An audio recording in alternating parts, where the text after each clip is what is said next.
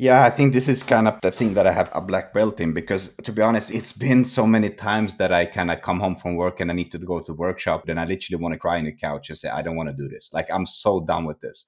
When people saying, hey, it's not going to get finished, why it's taking so long? That's kind of the fire from me. I want to prove that, okay, let me. Prove the haters wrong.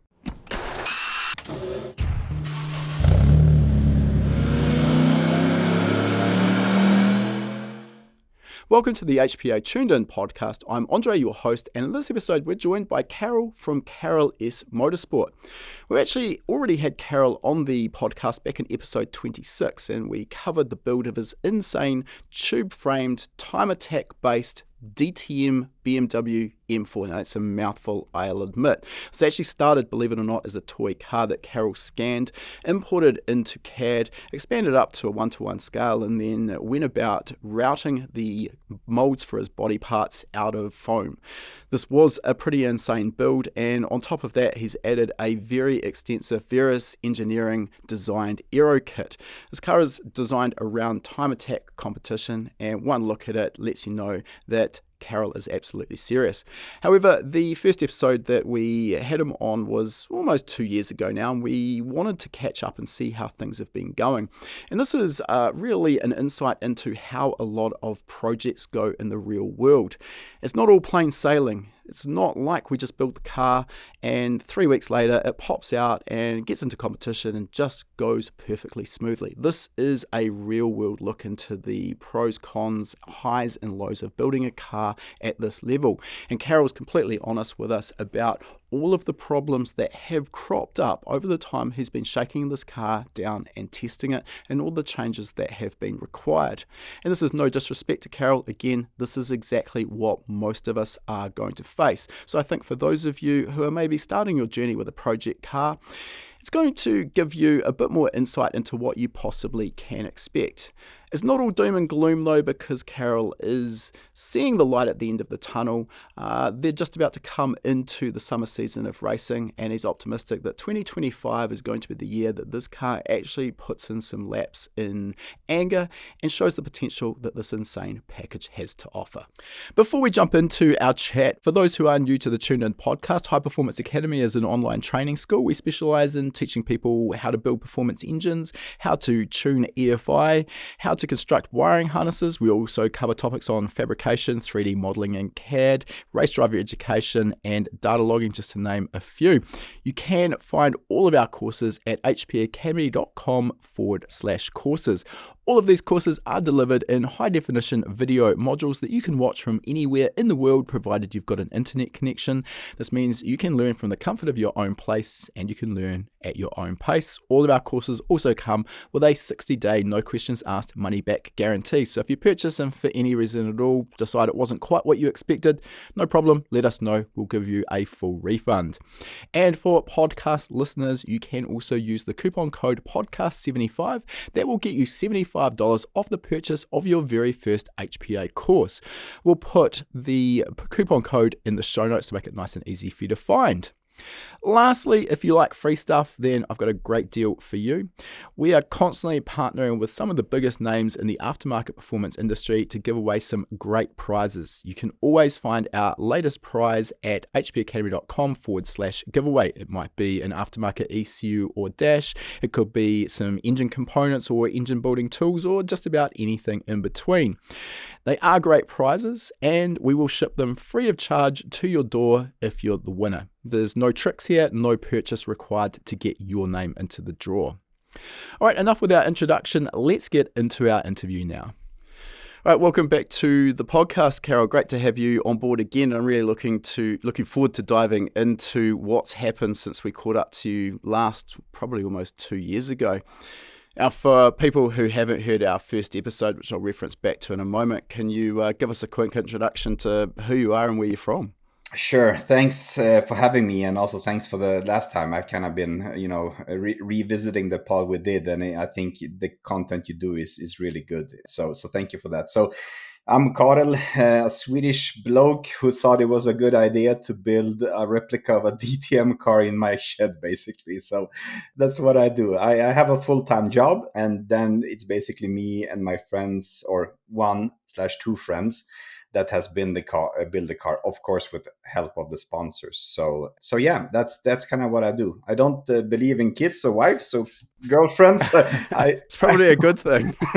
Yeah, I mean, to be honest, I had a relationship with us when I started with the car, but unfortunately it ended. So yeah. Okay, you're sounding almost a little bit jaded on this build at the moment. We're obviously going to dive into this and what's happened and why. I think, though, from what I know, which we'll obviously expand on as we go through the podcast, this is probably not too dissimilar to a lot of home-built cars, basically projects that are being built in people's garages or sheds. And you sort of go into it with big aspirations, hopes and dreams. And as you get through it, you find that the job often was bigger than you thought. And it always takes longer than you expected as well, and usually costs more money than you expected. So this is, while you're working at a very high level, I think there's a lot of takeaways here for anyone who's building a project car in their shed, no matter what the budget and what the level is. So let's just get, a quick overview of the car that you've built. It is an absolute work of art, and we're going to keep this high level because we've already had a previous episode. So we'll get a high level overview here, and if people do want to get the full backstory, they can go back and listen to episode 26, and we'll link to that in the show notes. So yeah, quick overview of the car, Karel. Yeah, sounds good. And you're spot on. It's by not any means any professional big team here with, unlimited resources. It's literally a dude with ideas and dreams. But shortly about the car, it's basically a replica of a M4 DTM. So it's this class 1 GT car, similar to what you have in Japan nowadays, still racing over there. It's a carbon monocoque, the original one with a silhouette body on it. So the one that I did basically took a toy car, 3D scanned it, enlarged it to 1-to-1 size, did 700 plus hours of CFD design and testing, and then we milled everything out in styrofoam. And then from those, we made glass fiber molds, and in those later on the carbon fiber parts, and then basically putting it over a tube frame chassis. I think that's one of my favorite parts of this build, that you started this whole project with a toy car. But I mean, it just also shows the power of 3D modeling, scanning, 3D scanning, etc. And then, of course, the ability to then essentially route out a plug for your body molds out of styrofoam. Like this is pretty insane what you've actually managed to do there. All right, as you mentioned there, the DTM cars of that era, they're now basically a GT3 car, as I understand it. It's not a series I follow too closely, but back in that day, it was a carbon fiber monocoque, as you mentioned. It was a control part that ran across the field, and then each of the manufacturers basically put their own body on it so it looked like their car. That's about correct? Yeah, that's exactly correct. And I think that the difference was the engine types. So back then, they had like a V8 4 liters with like 500 horsepower. But the engines was what I believe still kind of the brands of those. So BMW had a BMW V8, and Mercedes had a Mercedes V8. And even though the latest versions of them, which I think they competed just for 1 year, then went to a straight line 4-cylinder with turbos and like 680 horsepower on some overtake bottom. But then the carbon monocoque, the transaxle, all of that was same in all cars, basically. So you've got some control parts to sort of keep costs under... Correct, yeah. Sort of some kind of level. Obviously, it's not going to be cheap. And then, some consistency across the field. I'm guessing here, when you went through the construction of your car, carbon fiber monocoque is kind of out of the question. Too hard for someone to make one of these essentially as a one-man band? I mean, like this. I actually encountered a gentleman which follows me and I follow him back. His nickname on Instagram is Aero Dave. And he does remarkable work I think it's for a customer, but I think he does like a BMW E28 with exactly this setup. And they actually did get the carbon fiber monocoque. I know. We've had Aero Dave on the podcast, and hopefully we can get a link to that episode in the show notes here. Oh yeah, please do, because that one I missed. But I have talked with him a couple of times over Instagram, and I know that the carbon monocoque, we talked about it. He mentioned a figure, and then I just close down the app and continue with my life. So, but I also saw that they actually got hold of the Hewland control gearbox in the end as well. And I think that's a really nice piece, because you have basically all of the pickup points for the control arms and everything. So So I think they did. I think that build is going to be like what my dream was, but with higher level of movement, so to speak. Yeah, I mean, without derailing this particular episode, I mean, there's a lot more resources and a lot more manpower behind that build, just knowing what I know of it. And it's easy to have massive dreams, but you also have to be able to actually construct what you're thinking of. I think there's sort of a certain level of satisfaction comes from being able to have an idea and see it through to fruition in a reasonable time frame. If you're dreaming too big, I mean, nothing wrong necessarily with dreaming too big, but if the project sort of ends up going from what you think is going to take 1 to 2 years to sort of 8 or 10, most people are going to end up losing interest in the project well before it comes to fruition. So ultimately coming back, no carbon fibre monocoque, full tube frame chassis with this carbon fibre body, as we already mentioned. Let's quickly go over the engine as well. Yeah, so the engine is actually an engine I had on my previous car, but it's a BMW V8. So it's the 4-liter 420 horsepower engine that sits like in the M3 E90 cars, like 2012. And it's quite heavily rebuilt. So we have steel sleeves inside of it. It's a custom crank from a really nice steel made. And it also has, of course, the pistons and the rods. And then it has a daily engineering dry sump kit on it. So and that's a really good benefit in this, because the engine is very far back and very low to the ground. So when you lift off the bonnet of the car, you can't actually see the engine because it's so hidden under the windshield, basically. So this is one of those engines where you don't really want to have to change spark plugs too frequently. No, I did that just a couple of weeks ago, and I believe I just remembered to myself that it's such a pain to do it. And I actually had issues now after winter when I started the car, and I was like, why is it not running so good on each cylinder? Because the exhaust temperatures was quite different. So then I started swapping spark plugs and left and right, and it was starting doing something. I was like, okay, these spark plugs are gone. They need to be new ones. But that's actually been on the list to figure out, to get it more accessible, because I think you can read quite a lot out of the spark plugs on the car, how it feels. So I think that's something I have addressed now. So now you can change the spark plug. You need to remove the windshield and the dashboard, but it's kind of quick. So that's one thing I've fallen into the trap of as well when you're building something custom. But I haven't built anything quite as custom as what you've done here, but building yourself into a corner from a serviceability standpoint. And the one that sticks in my mind is when we tube framed the front of my Evo drag car. It all looked great until we went to work on it, and we quickly realised that you couldn't remove the gearbox without removing the entire engine as well. And when we were only getting 10 passes out of a clutch, so obviously that meant that the gearbox is coming out of the car every drag meeting, that became an absolute chore. So looking at what you've done now, obviously we've just talked about the spark plugs, is there any other areas where you've kind of designed the car in a way that makes it very difficult to service? So how much time do we have? Okay, so the answer is clearly yes. Yeah. I mean, it's so many things. Like, as I said, the spark plugs, that's a big issue. It's kind of fixed now, I would say. But then also the engine, you can't really... so you even have to remove the main bolt that sits on the dry sump pulley on the crank. So there's a big Allen bolt in the front. You need to remove that to basically lift out the engine. And also the engine sits on a big aluminum plate, and then it has these kind of bosses that aligns into the tube frame. And you can't lift the engine up if you don't remove the bosses. So you need to wiggle the engine front, wiggle it to the left, then take one boss side on one side, and then the next one, and then you can lift it up. The gearbox, I was always thinking, oh, it's so nice to have drop gears. Then you can actually change it for the specific track. But if I knew what I ended up with, I wouldn't choose this in the end. Maybe I could talk to Albins and make it in a bit different way. Maybe have the drop gear in the back of the gearbox. But for me to change the drop gears today, basically I need to completely remove everything that's connected to gearbox, remove the diffuser of the car, then pull everything backwards.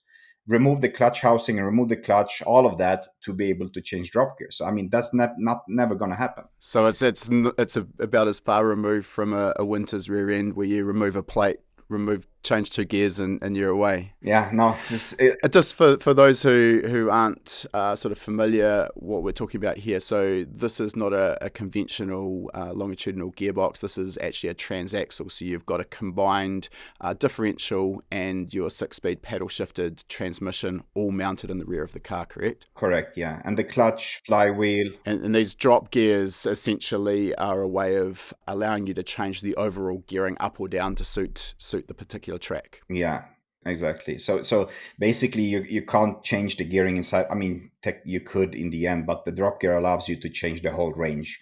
So if the set ratios for gear 1 to 6 is what it is, but then you can play with that up and down overall. So but I think right now the setup we have is quite good. It's a bit fast on first gear, so it's a bit tricky to drive into the pits and get the kind of start and stop. But then for the tracks later on, then I think it's good. It does 290 kph on 6 gear, 8,500 RPM. So I think it's quite okay.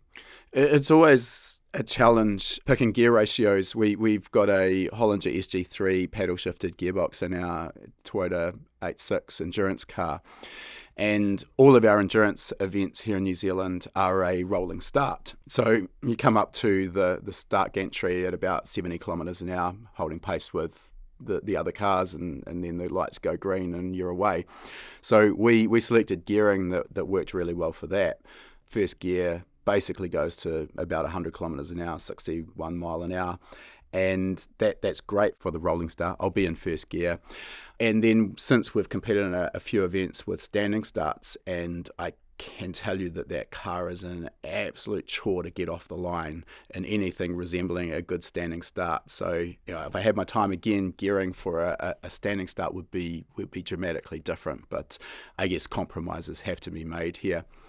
Coming back to the engine, we talked about it, being based on a M3 E90 sort of naturally aspirated 4-litre V8, but it is no longer naturally aspirated, correct? Correct. So it's a setup where I've been partnering with Garrett for some time now, and I always liked their setup of turbochargers because they have quite good data out there online on the turbochargers. You can kind of see what is kind of the compressor map on them, and then try to define a specific turbocharger for your engine. So in the end, I choose to go with twin Garrett turbos on this one, and that preferably, I don't know if I like the setup we did in the end, because everything is kind of left side and right side. So you have, this balance between left bank and right bank. Does the turbocharger speed in the same rotational speed? And do you get equal flow distribution to left and right side?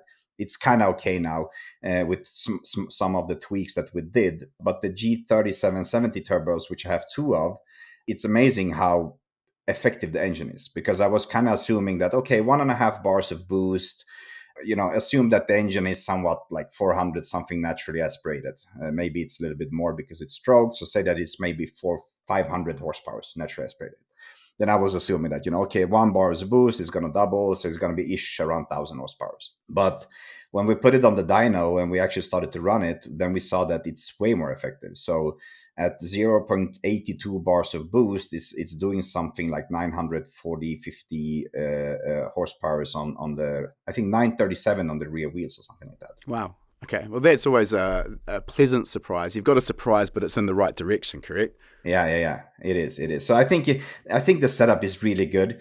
I actually saw now that I made a super big mistake when we did the dyno. Maybe, I don't know if you disclosed that or not, but the torque curve on it was always so nice because it was following quite good. And I was playing around with the boost control in the Motec, and I was like, okay, I don't want a lot of torque on the bottom. But now when I started to put out the car together, then I was like, hey, why is there a missing plug on top of the wastegate? Like, there's 2 plugs to hold it down. So you basically put your pressure line on one side, and then on the TurboSmart wastegates, it goes like a V, and then you have another, and there should be a plug there. And I didn't have that. So we're going back to the dyno also now because the injector was maxed out as well. So you'll get to have another crack at that. Yeah. And we did try the car on track like 2 weeks ago with the plug in there, and it wasn't a massive change. It was boosting a little bit more on the bottom, but it wasn't drastic. So I think it's okay. Okay. In terms of the fuel system, you just mentioned you've got the injectors at the moment maxed out and it was 937 rear wheel horsepower. What size injectors have you got in it at the moment? What have you maxed out and sort of where are you going to from here? So the injectors are right. I believe they're 900. Is it 950 cc maybe that we have on there? I mean, technically, in my opinion, what the calculations have done, they shouldn't really be maxed out. That's the strange thing about it. I think they should be able to cope a little bit more, even though we have E85 and running 4 bars of base pressure. But as I said, we had some issues also with the fuel filters for some time, where they seem to be a bit clogged up. So I'm not sure if do you have the calculations in your head? Am I speaking gibberish here? I'm just quickly. This is just a back of the napkin calculation. It's definitely not something that is pinpoint accurate, but the way I've always worked is to get a rough, am I in the ballpark? I'll take the injector flow capacity in litres per minute total. So you said 950, let's just round that up to 1000 cc per cylinder. So that means you've got 8 litres total flow. Multiply that by 200 and that will give you an very approximate flow capability in horsepower. So basically, if you're running on pump gas, this only works for pump gas, you're going to have a fuel system that's capable of about 1600 horsepower. But you're not there.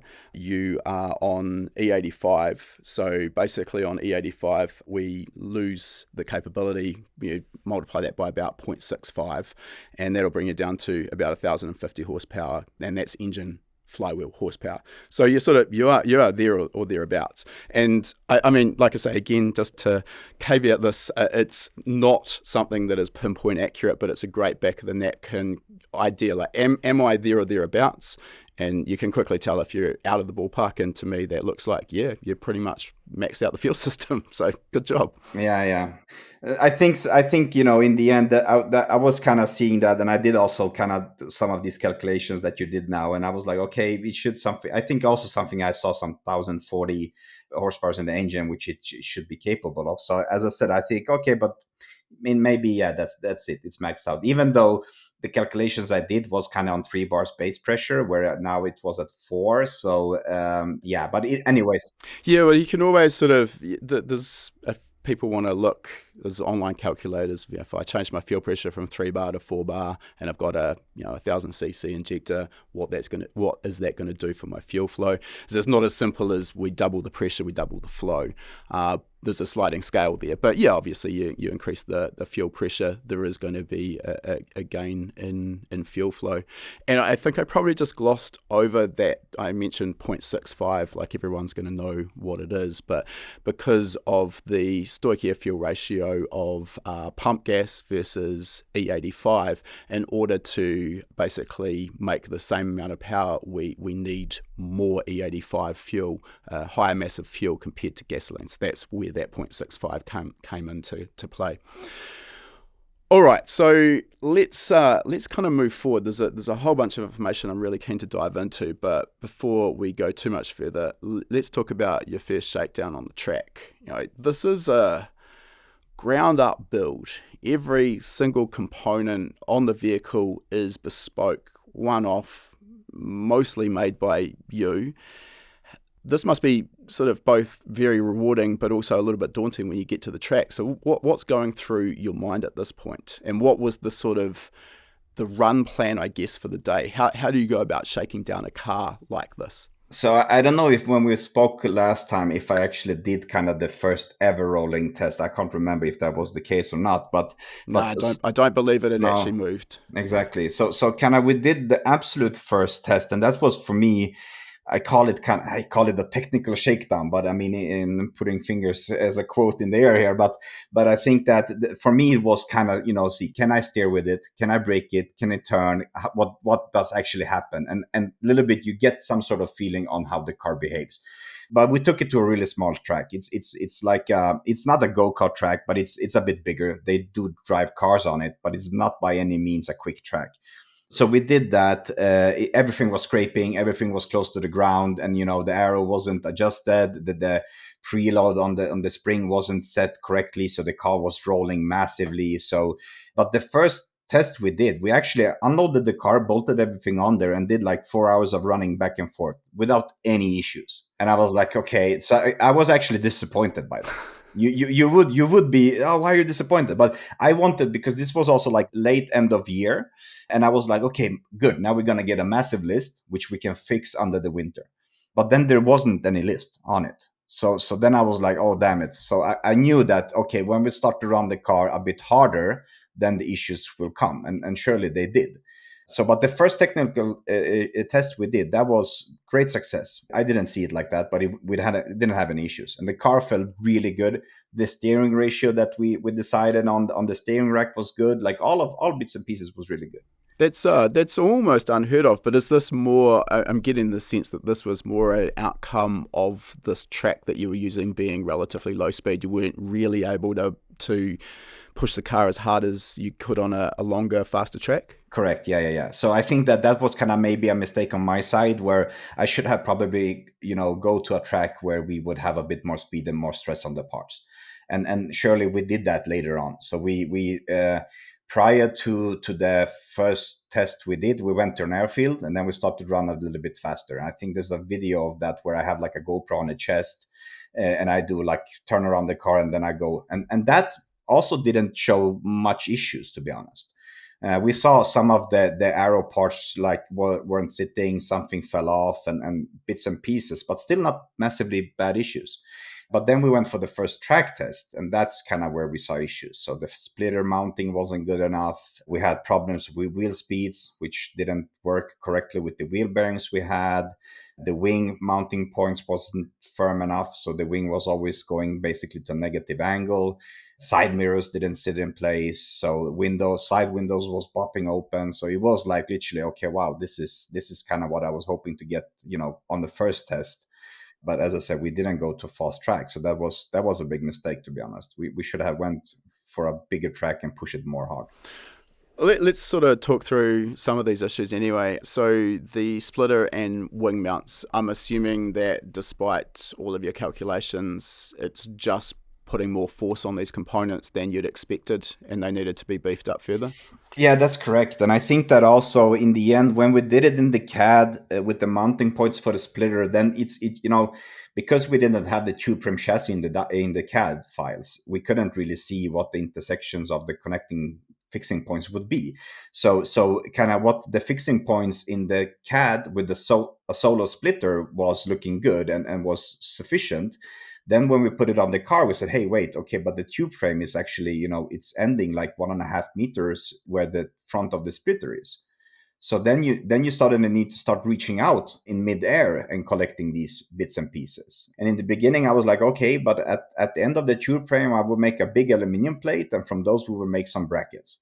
But then all of that was flexing. So then let's add some wires to the mounting front points of the splitter to start it out. But that kind of just, whatever forces we had there went back to the plate, and that plate was moving, even though it was like 12 mil aluminum thick plate. Wow. So then we said, okay, but maybe the splitter is a little bit too soft. So let's open it up, cut the splitter open again, put some, foam inside, put some little bit structure, like aluminum structure, where it would make it a bit firmer. And that kind of helped, but still the base problem with this was the plate.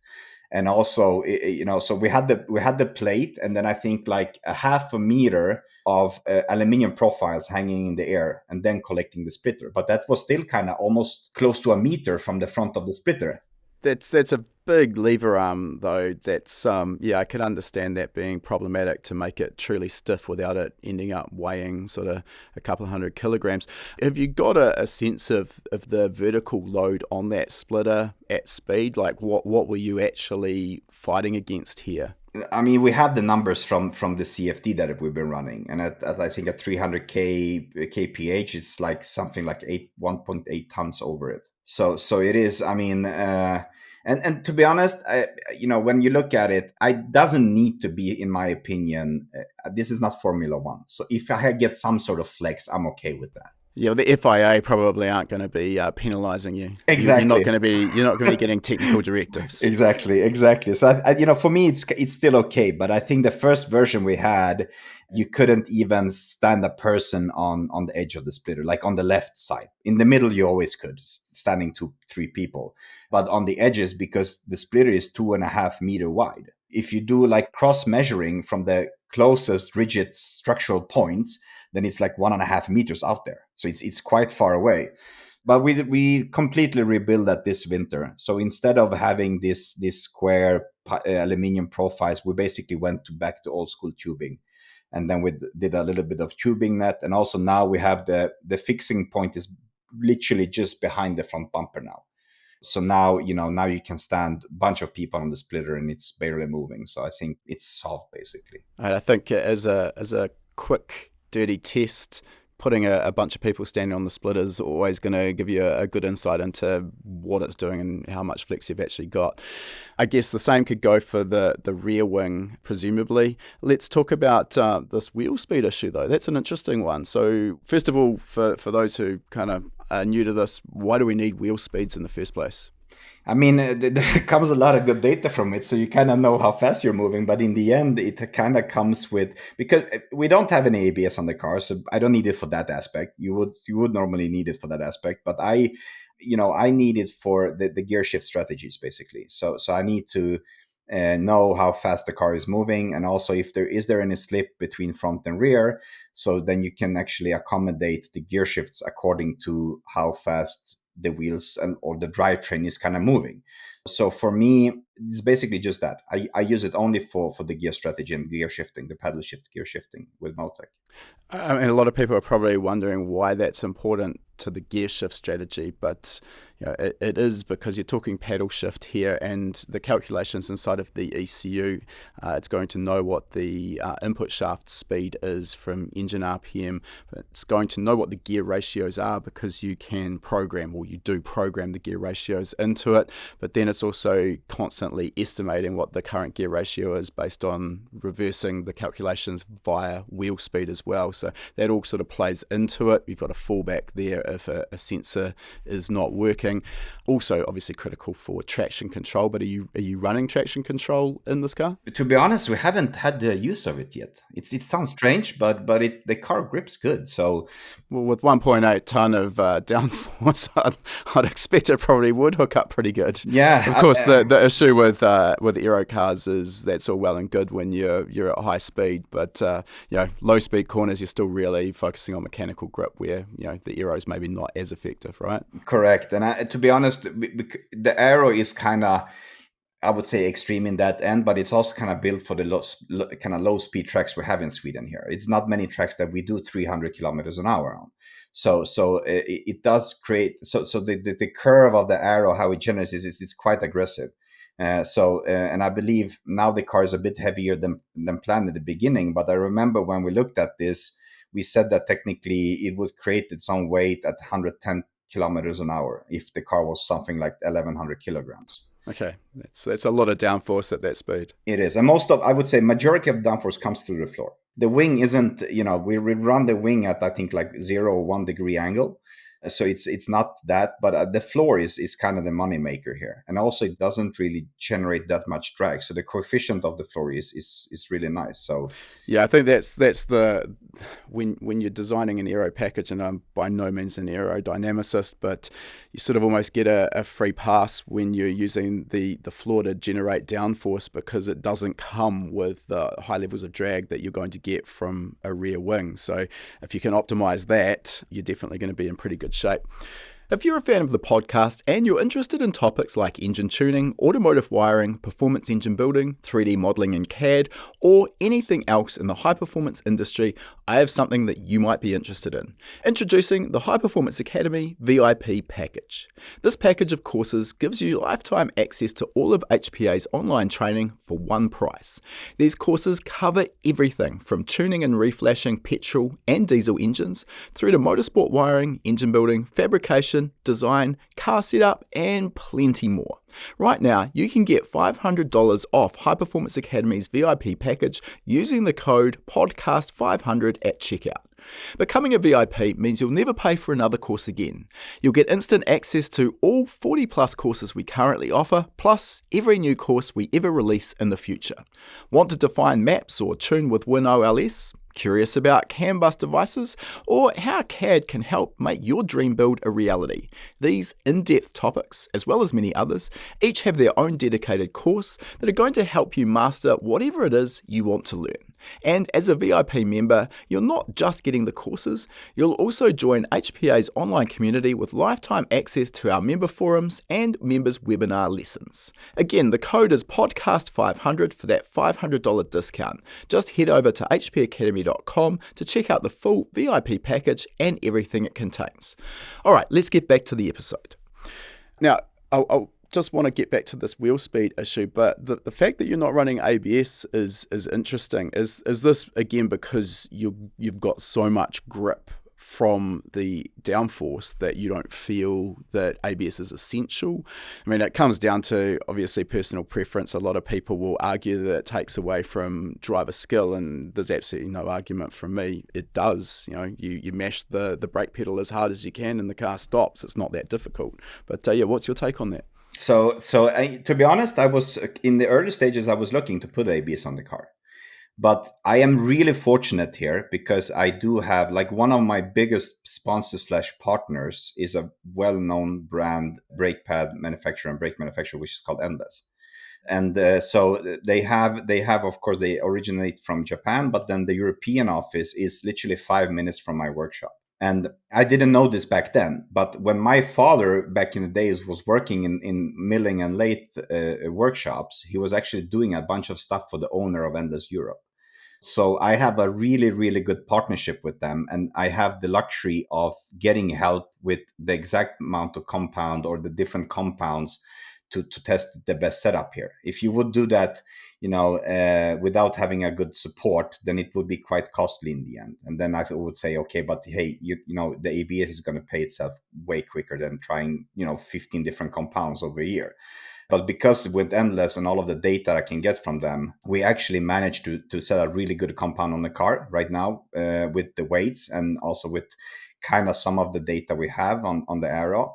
And it hasn't been an issue yet. Of course, we haven't pushed the car to 100% or even 110%. So it might be an issue going down the road. But even for the old car I had, which was a heavy E90 M3, we didn't run ABS on that either. Even in rain, I was out braking people without ABS. So I had good experience with that so far. So I might need to eat my shoe later on, but we'll see. As I mentioned, it is definitely personal preference. And if you've got the setup absolutely dialed in, there's no argument that a competent driver can do a really, really good job of stopping a car without ABS. I think where the ABS really comes into play is maybe for the more, let's say, gentleman drivers, maybe less experienced, but also just getting consistency, lap after lap, corner after corner, as the tires degrade, as the track conditions change, as your fuel load changes. And with the ABS, you're going to get consistency every time you press that brake pedal. But like I said, the personal preference, and there is no argument that it takes some of the driver skill away from it. I think where it sort of becomes more important as well as when you've got a class where everyone else has it. And if I'm talking here like proper motorsport grade ABS, not production grade ABS, if everyone else has it and you don't, sometimes that can put you at a disadvantage. But yeah, if you don't need it at the moment, all power to you. Yeah, we'll see.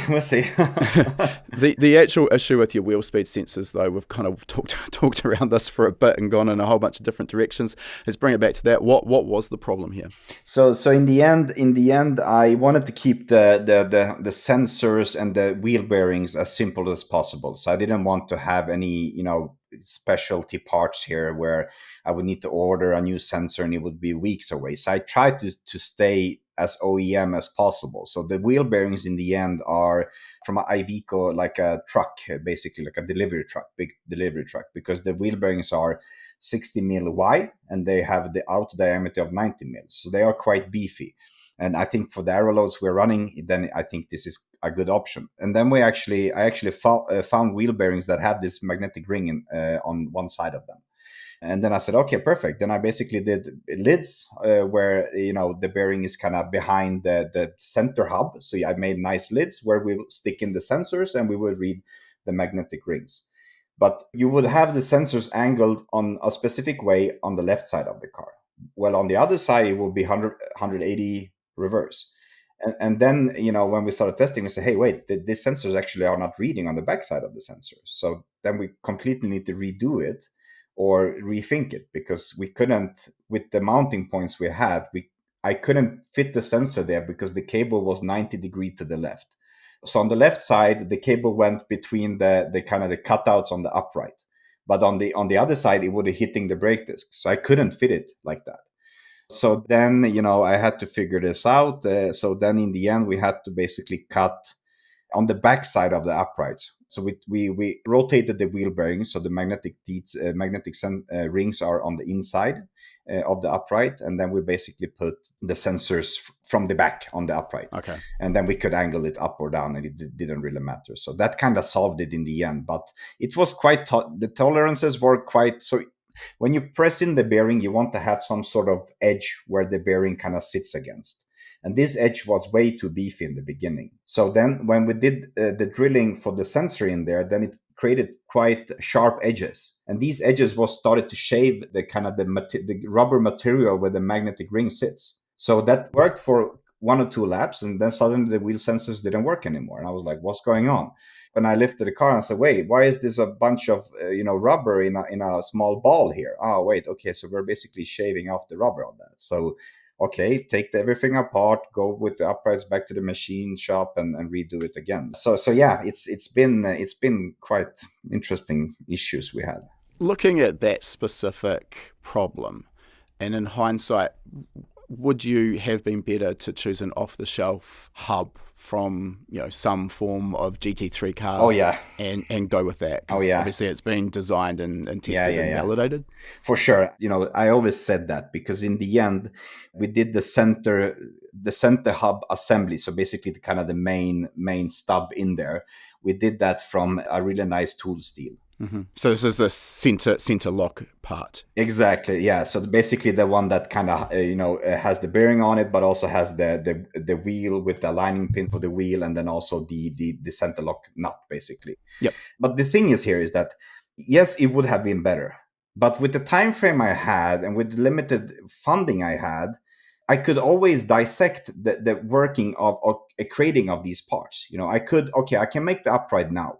And then a couple of months later, I will make the brackets for the calipers. And then I can make, let's do the 4 center stubs now. And then whatever, I can do the wheel nuts later. But if I would go and buy it, even though it would create a less headache just to buy it, because then it would work right away, I would still probably need to cash out some 10,000 USD or something like that for that.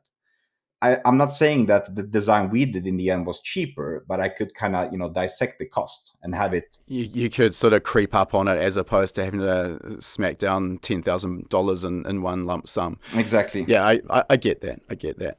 All right, moving on, where were the other issues, if any? I think we've covered most of them. Yeah, I mean, we had the dry sump issues. We had dry sump issues. Yeah. So we had the dry sump issues, and this is thing.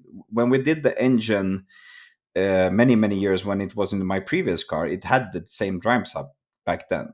We didn't really see those issues. We didn't really see those issues in the dyno either, because the dyno the oil system in the dyno was a closed loop. So it wasn't giving us that issues. But then I saw it in the previous car a little bit. It wasn't that massive. But now when we put it in the M4, the engine, then as soon as we went on the track, we had, I wouldn't say massive blow-by, but we had quite a lot of gases going through the tank of the dry sump system. Because the engine is fully closed, so we don't breathe anything out there. It will basically suck everything from the engine with the 4 suction stages of the pump.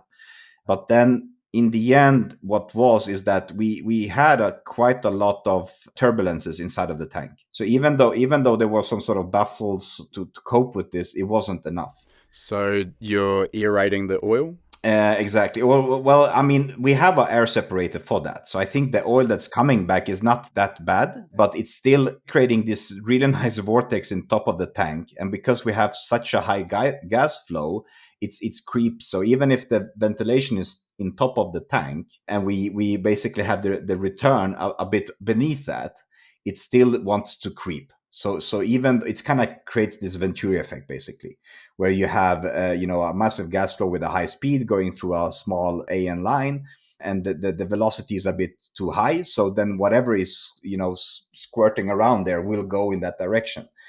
So in the end, there was a super easy fix to this. One was getting the breather hose way bigger. So I think we ended up with like AN16 or AN20 breather hose going out.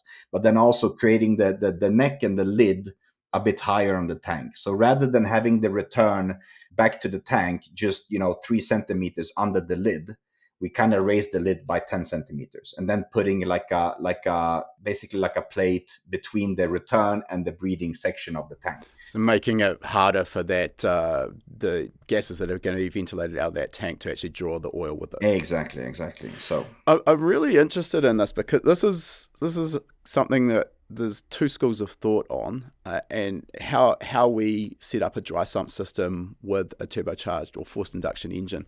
Typically with a naturally aspirated engine, we run the engine completely sealed, and the benefit of that is that you're going to end up with a vacuum in the crankcase, which can improve ring seal and reduce windage losses. So that's where one of the advantages from a dry sump system comes in. The other, obviously, is consistent oiling. However, when we run a turbocharged or forced induction engine, no matter what you do, you're going to end up with an increase in blow-by. My own experience has been that no matter what you do, you're still going to end up with positive crankcase pressure with forced induction.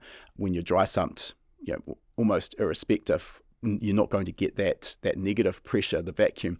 So I've always gone with ventilation breathers off the rocker covers anyway, off the cam covers, and run that back to the top of the dry sump tank or just to a catch can or something of that nature, so that we don't get that build-up of positive pressure. So what I see with a dry sump system is, in a forced induction application, is some positive crankcase pressure, but significantly less than what we'd see if it was a conventional wet sump engine. Really keen if you've got data on what sort of crankcase pressures you are seeing with that sealed system. So yeah, and it's actually, this is, your thoughts are correctly, because I'm in that loop as well, because previously I didn't have a crankcase pressure on the engine, so I was just kind of guessing of what it was. Now we have it, but we did limited runs with that last year. So I think that's kind of my next step here to see, okay, what is that? The small test we have done so far, but it hasn't been on full boost, which is 0.82 bars of boost. We did like 155 last test, and that was still all negative. So I think that if it doesn't start to creep against 101 and it stays below that, then I think I will leave it. But if not, then I will reach out to you to figure out how we would breed it. Because in this case also, it's kind of two different versions of it. You can breed it, then breed it back to the tank, or you just open air breed it, basically. And I'm not sure what the positive benefits are with the two different versions. I think it's just another one of those situations where everyone has their own preference of how they do it. I personally can't see a performance advantage from doing it one way or the other. The worst case scenario is getting fluid under the car and under the tyres. So we want to avoid that at all costs. So essentially what we've ended up doing is we run our breathers back into the dry sump tank, which is mounted in the rear of the car, just behind the sort of driver compartment, and then the breather from that, as well as the overflow from the cooling system, all runs to the back of the car into the trunk or boot area, and we've got a combined catch can in there, which basically, if that overflowed and leaked, which is realistically should only happen if there was a major engine failure, any fluid that comes out of that is going to end up leaking out of the car behind the rear tyres, so it's safer. And then we've simply got an AN line that runs to a ball valve under the car, and we can drain that in the pits really easily. It's also a good sanity check as well, because draining that, you go out and do a session, drain it and see what comes out of it. Gives you a pretty good idea of engine health, particularly if you're starting to see a lot of oil come out of that, or maybe oil and water. Never a good look. So that's a good way of keeping an eye on that. But yeah, again, everyone's got their own particular take on doing it. I don't see a performance advantage.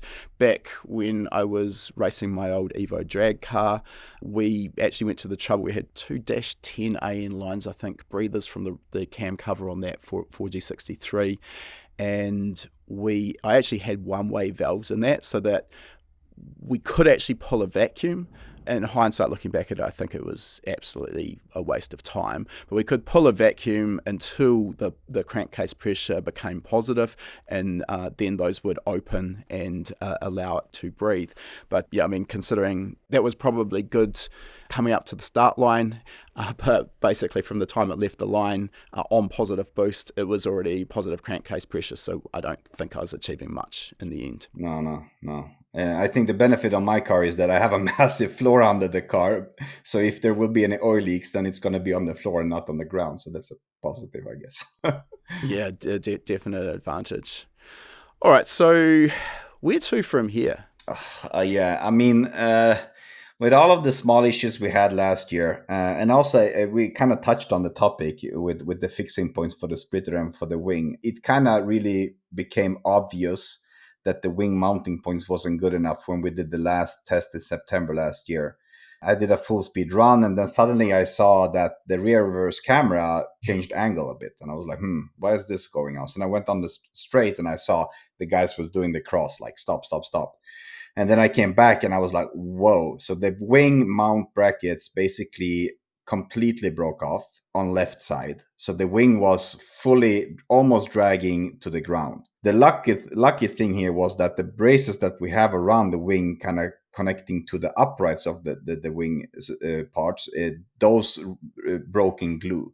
So the wing didn't break by any means, but it just got out of form and it was hanging. If I would do another run, then it would have been game over with that wing. And before this, we actually had a wing that failed because we were a bit too stressed, loaded the car for the test at KW, and the car got loose in the trailer. So when I did a braking at the construction site, the car stopped against the wall of the trailer with the wing. So we basically broke the wing in half. That's pretty far from ideal. Yeah. In terms of those wing mounts, the uprights, again, how were you designing these? Any sort of FEA done in CAD, or is this sort of more of a, how would you put it, best practices, looking at it, spitballing, that we think is going to be adequate for the forces and loads involved? No, so that was fully done by Paul at Verus, who did all of this. So when he did the design, he had the wing in there as well. Because we have such a low profile on the car, and we also wanted to get the benefit of the wing with the rear diffuser, so that the wing is hanging really far back and really low. So a little bit like kind of the old, Le Mans cars, like even like the Mazda, like Group C style. Exactly. So it's kind of like that. So, and when he did that, I mean, he did some calculations on what it needs to be, and then I kind of overdid it a little bit more. So in the end, we ended up with like 10 mil thick 70-75 aluminum plates. So the uprights itself, they are good to go. But it was kind of the fixing points to the tube frame that failed in the end. So very similar to what you had with the splitter at the front. Exactly. And in the back, we ended up with a really nice cross pattern of tubes, which I basically got hold of a 3D scanner, scanned the fixing points, and then I designed everything in CAD with the piping. And because I don't know if you how familiar you are with it or how happy you are with it, but kind of notching pipes when you have super strange angles, it's kind of pain in the butt, to be honest. So what I did was actually I draw out everything in CAD. I notched all of the pipes with kind of the outer and inner layers of the pipings, and then I did a small sleeves over that, which I 3D printed.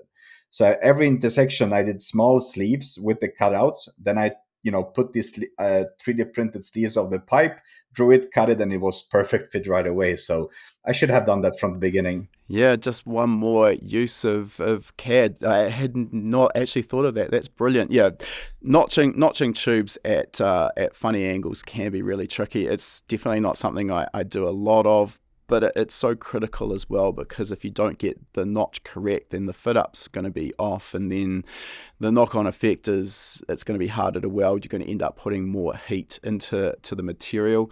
In terms of material, what are you using here? Is this a chromoly or? No, it's actually a Swedish magic pipe, I call it. So everything for the safety cell of the car. Yeah, it's a really nice pipe. But so basically everything for the safety cell of the car around the driver, that is normal steel pipes.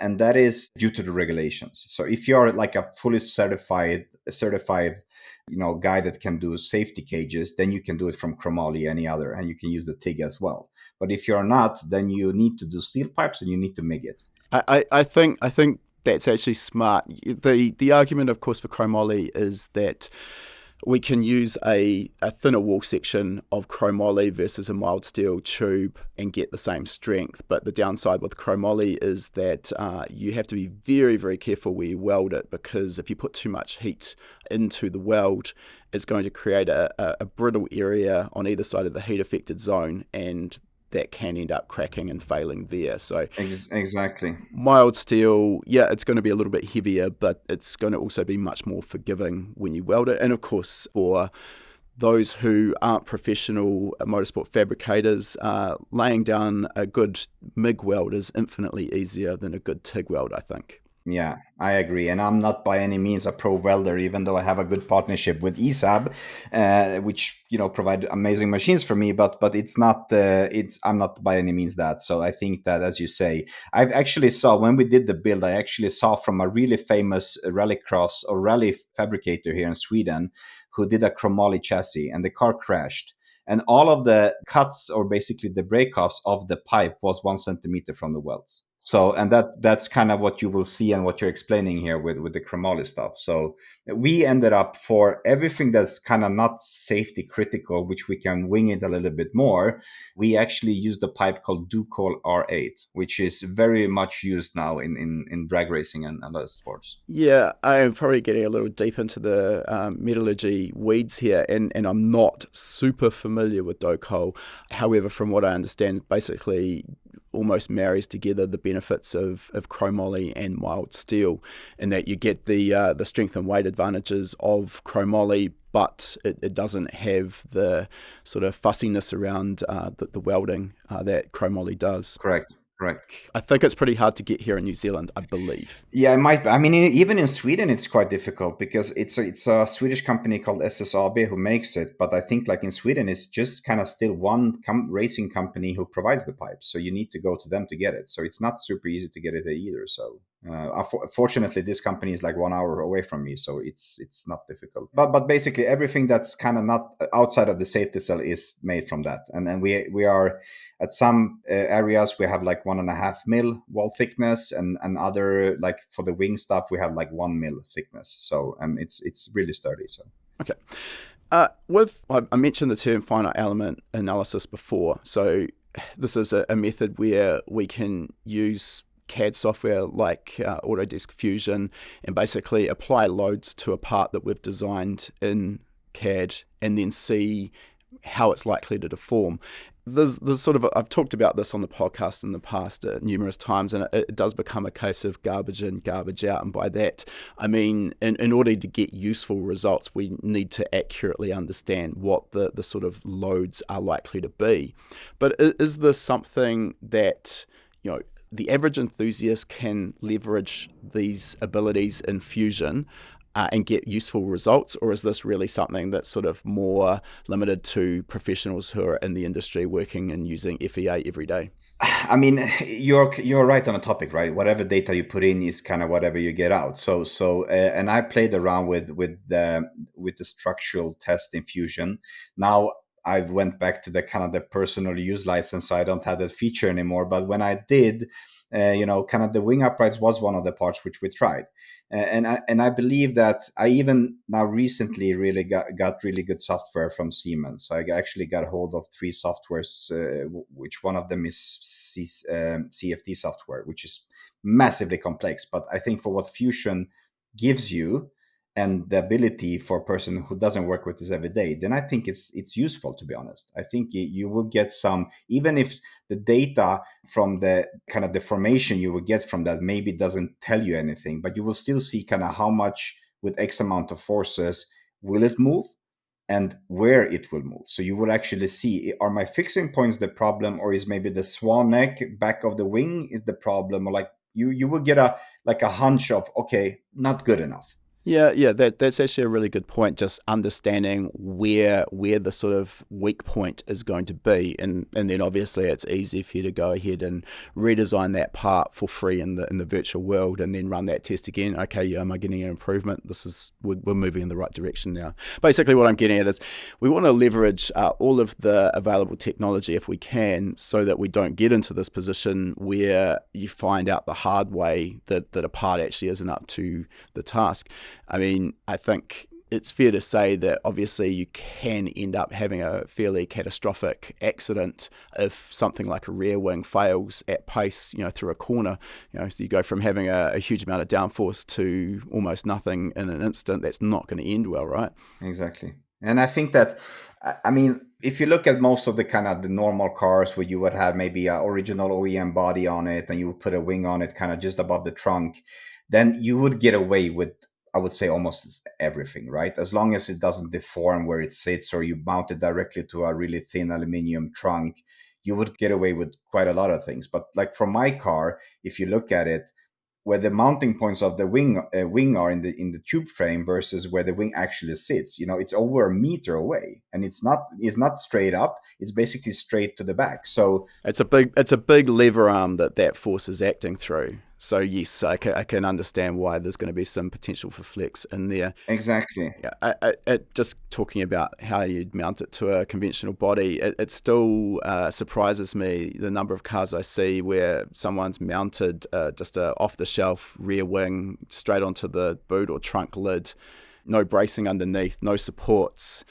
I mean, if that wing is doing almost anything, it's just going to end up flexing that boot lid. It's going to be next to useless. Yeah, I actually had that on my previous car, exactly like this. But I had a really smart contraption under the bonnet, so under the trunk. So basically, when you closed it, there was a really nice support frame that the outer layer kind of bonded with this. So people were like surprised. How can it be sturdy enough to be on the trunk? But then I opened, and people are like, "Wow, okay, that's smart." So Yeah, no, I've seen that exact solution before. It's sort of a nice sort of middle of the road, because otherwise it gets really tricky. I mean, if you're going to have uprights that go through the trunk lid all the way down to made up to the chassis rails, I mean that's the dream really. But then it makes it really difficult how you're going to open the trunk.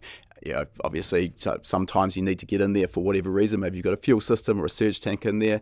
So it all comes down to that practicality of getting the car to do the job that you want it to do, but also be serviceable, like we were mentioning at the start. Right, I think the only other potential teething problem that I could maybe predict from my own experience is cooling system issues. How did the engine and the oil system cope in terms of temperature? So I could easily say here, yeah, it's not been a problem, but we haven't also really pushed the car in that aspect. But the cooling system, I think, to be honest, with the cooling of the engine water, I got away quite good there, because I do have a really nice tunneling thing going through the hood and out. So whenever we start to run the car, the air actually gets tunneled through the front bumper into the cooler and then out through the hood. So the water cooler was always working quite good until we had to reposition it a little bit to get better spacing and also accommodate the new piping for the splitter. So that we then replaced the cooler this winter for a bit beefier one. It's a bit smaller in dimension, but it's a bit thicker one. So I think it's like 80 millimeter thick. And that actually has worked well. Yeah, even so we did a test 2 weeks ago when I think I did like 6-7 really hard push laps, and I think we were like 83 degrees on the water and like 92 on the oil. So so it's actually not stressed in that aspect. And also now with the front bumper a bit changed, and also I completely rearranged the intercoolers because that wasn't good enough in my opinion. So now we're also looking at much lower inlet air temperatures as well. So I think we did the test 2 weeks ago. We had some 23 degrees Celsius in the air, and I think we were running like 24 degrees on intake. Yeah, so it was quite good. But also, this is on 0.55 bars of boost, so it's literally nothing. Sure.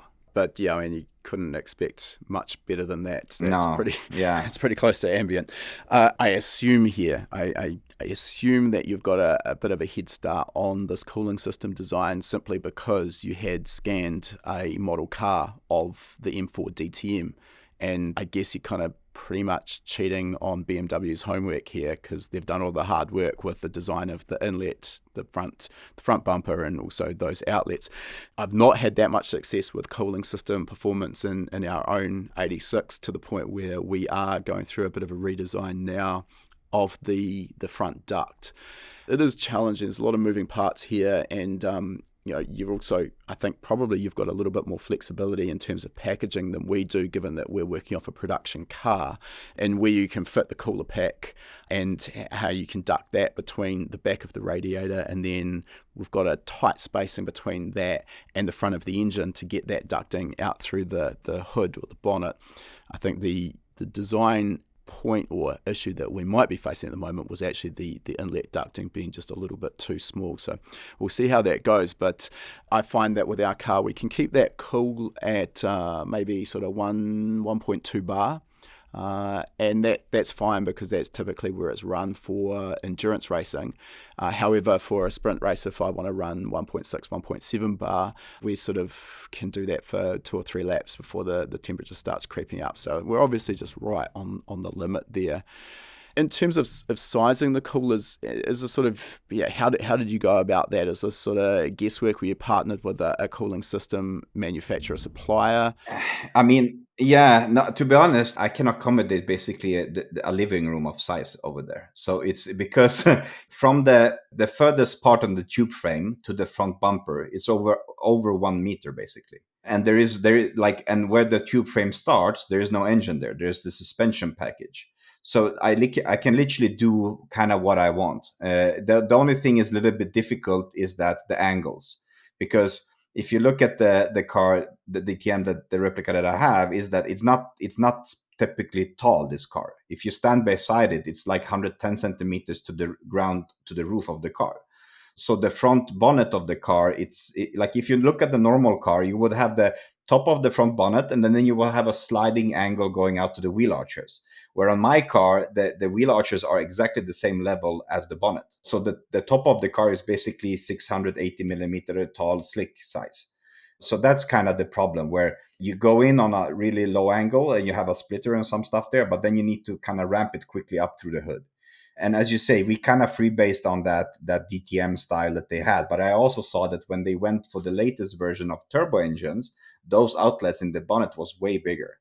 So I was a little bit worried about that. But I think that in the end, the last test we did also, we had some of the channeling for all of this, the tunneling inside was missing. So we're actually lifting the hood in some speeds. So I think that the airflow, it's kind of funny because when we went for one of these 24-hour races to showcase the car was then driven with endless big race trailer to Germany. And because my workshop is so close, I was like, you know what, I'm going to drive the car there. So we removed the splitter. It was in the middle of the summer. I was driving it on the normal roads like nothing.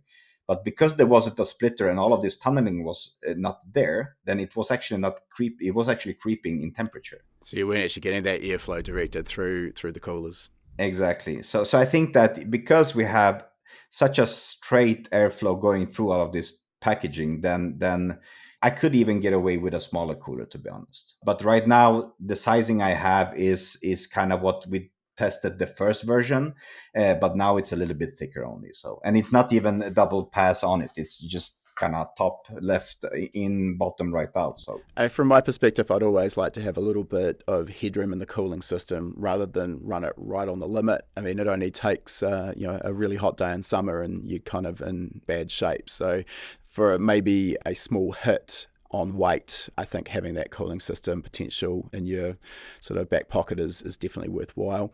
One of the things that's really obvious about the car when you look at it, and we'll link to Karel's Instagram account for people who haven't seen it before, it's just about touching the ground when it's stationary. How much actual sort of gap, I guess, have you got between the bottom of that front splitter and the ground at static ride height?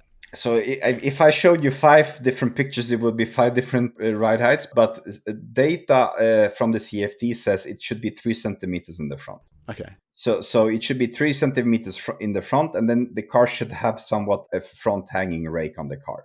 So basically, the splitter marries nicely with the floor, and then the diffuser on the floor starts to ramp somewhat, almost, I would say, like a meter behind front wheel. It starts to ramp.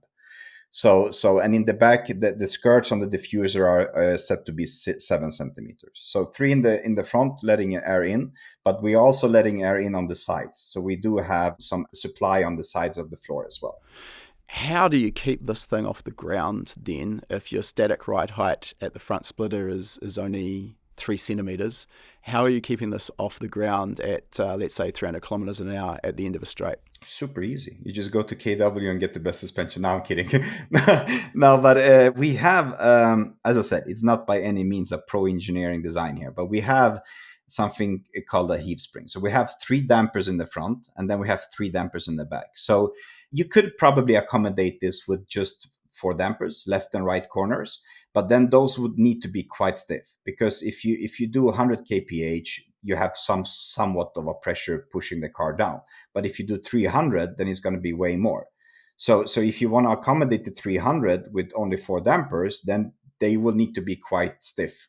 And then the low speed handling of the car is not going to be that good. So you compromise your low speed mechanical grip because essentially you have to run a spring rate that is way too high. Exactly. And until, so I think we're getting to that topic where until we had some sort of tests on this, I mean, doing something on the track, okay, it's working, it's not scraping, it's kind of keeping, but with the sensors now, you can also see it. But until we had the test at KW, I couldn't really confirm how good this is working. So we didn't really know. We showcased the car at the Nürburgring 24-hour race like 2 years ago. And then the head engineer of KW, their motorsport division, actually went by and stood, looked at the car for 45 minutes. Didn't say a word. And I was so ready to get, mangled with, who did this? Why is this? This is crazy. But he just didn't say anything, went away. And then their PR responsible came back, and she was like, okay, he was really impressed with the car. So we want to treat you to a 7-post testing. So prior to this, we had done a bunch of testing on the track, and we also did some reading on the tire temperatures and kind of how are we activating the tires? Are we actually getting somewhat? In the end, it's measuring contact patch load, right? How good are you loading the tire against the ground? So I thought it was good prior to going to the test, but then when I brought the car to KW in southern Germany, and we did 3 days of testing. And the first day we did, so what they are doing. Let's just pause this for a second, because I'm going to assume that a good portion of the people listening to this have never heard the term 7-post rig before. So can you give us an understanding of what this shaker rig is all about and how it works?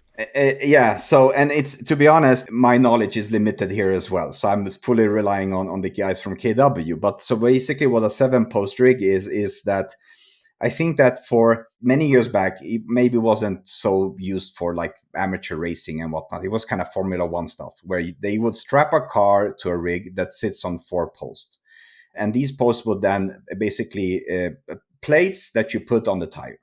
And under the plates, you have these hydraulic cylinders, which would then simulate the surface that you're driving on. Basically, it can simulate the car going over bumps, irregularities in the track. Exactly. So, and then they do, they know that, okay, all of these different bumps that you can occur on a racetrack are between 1 and 20 hertz or whatever.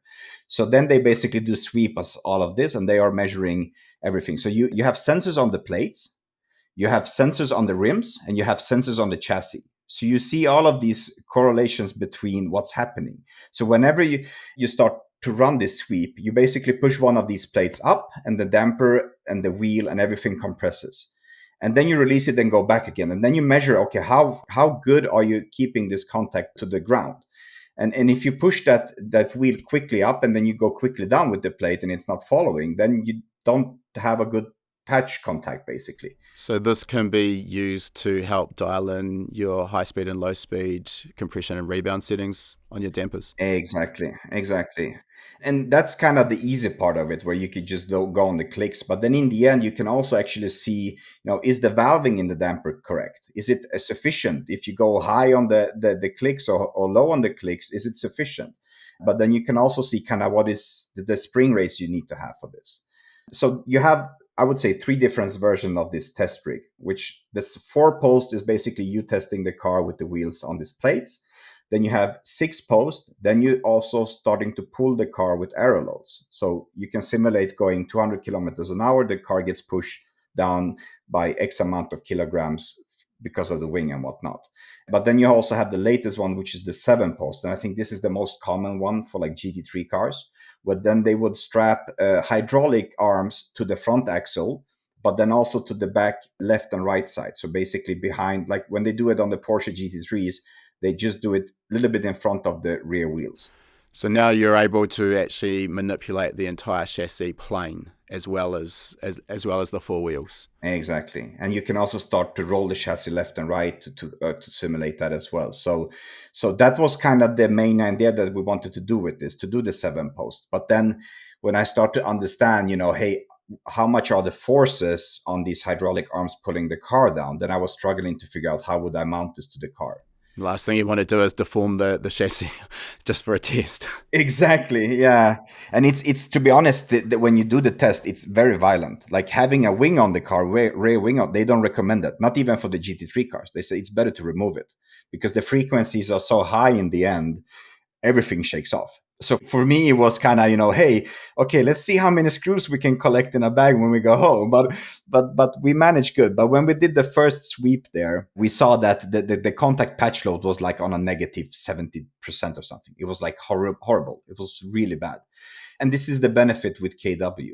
Just 100 meters away from them, from that test rig, is their motorsport workshop.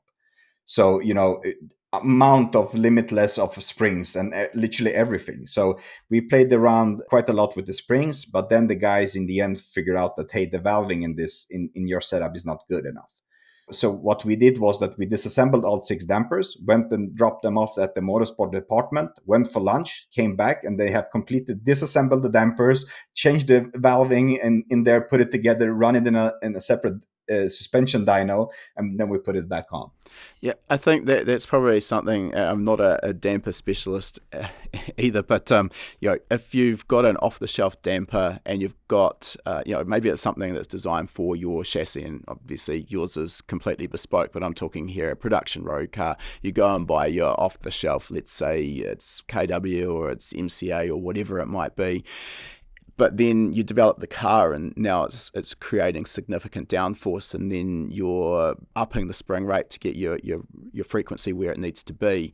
You can get yourself into a situation where, while the damping curve is adjustable with your bump and rebound, you may actually be outside of the range of adjustability. So that's what you're facing here. You need to actually have the valving change so you're back in the window. Yeah, exactly. And I think that, as you say, like when you use this on an OEM car, there's so much data about it, right? Because they like, even KW in this case, they are like, when they do a kit for OEM car, they run it on the 7-post. Because when we were there just right after, they put like a Lambo Huracan on the post and run it for a couple of days to make a kit for that car. So, and that car is not going to differ that much, right? Even an OEM car, even if you put a splitter on and a wing on it, it's kind of is somewhat in the ballpark. And they will probably, any suspension manufacturer will never really put it on the limit. There's going to be wiggle room. But for my car, so the two differences that we saw was that, one, the valving wasn't sufficient. And the second was that we actually made the dampers way too big. So the travel of the dampers was way too much. So we actually had one of their head design engineer guys when stopped by because they wanted to look at it. And he said, why didn't you just do one of these F1 super tight compact dampers? Because you have, in the end, when we did the car with 1 ton of downforce, we had some 15, 20 mils of travel. So it doesn't make sense that we have a damper that's 80, 90, 100 mils of travel because we never use it. So when you have a damper that has like 100 mil of travel and you're only using a portion of it, then kind of the resolution of adjustments will be a bit difficult as well. So maybe that's going to be a step in the direction in the future where we will redesign this. But I was surprised how good the third spring is working when we tried it. Because the really nice thing with 7-post or 6-post in this case is that you can actually hang over your dampers while you run this test. So you can literally be there like 5 centimeters from the damper and look at it, see what's going on.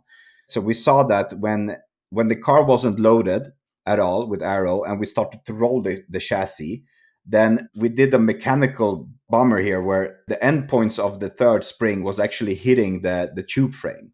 So when you start to roll it, the third should just follow along. It shouldn't compress by any means, but because it was hitting end stops on the tube frame, it was compressing. So as soon as we loaded the car with a ton on the front and rear axle, then it was actually following nice. So compressing straight down, going straight, all 3 dampers was working really nicely. And then we could also see that when we start to apply the load with the aero on it, we could see, okay, 300 kilograms of load, 400, 500. Then you can actually see when you start to activating the third spring. Just after this test, when we came back from KW, I took the car to airstrip and did just, zigzag up, down this airstrip. And we had like 60 degrees on the tires. And I was like, whoa. So it is, it's a massive difference, to be honest. Okay.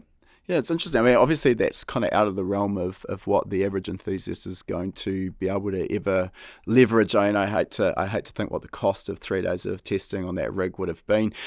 From my understanding, this has sort of been leveraged a lot more, maybe in the last decade or maybe more than that, as professional motorsports have basically tried to cap costs by limiting on-track testing. So the teams have had to find more innovative ways of actually testing and dialing in things like their suspension settings, and that's where these rigs come into play.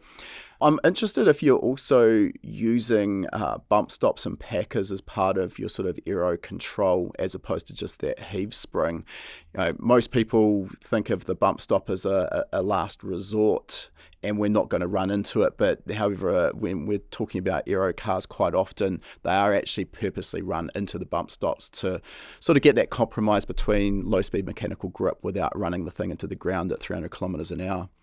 No, we actually had the discussions about it when we were at KW. So, hey, should we add bump stops to it? And there are different versions of it, different materials that you can utilize, and you can even use shims to get it in the right levels and whatnot. But after the 3 days testing we did, we didn't really see a need for that, because if we had issues to keep the ride height, we just preload the third element more. Okay. So we wouldn't even need to do anything with the corners of the car. Basically, we would just preload the third element or change the spring on the third element. The setup is super basic. It's basically 2 rollers that are utilizing the left and right corner through a push rod actuation. So we have bars going from the wheel up to these rollers. And then because the rollers are basically rolling against each other, then there's a third element over those 2 rollers.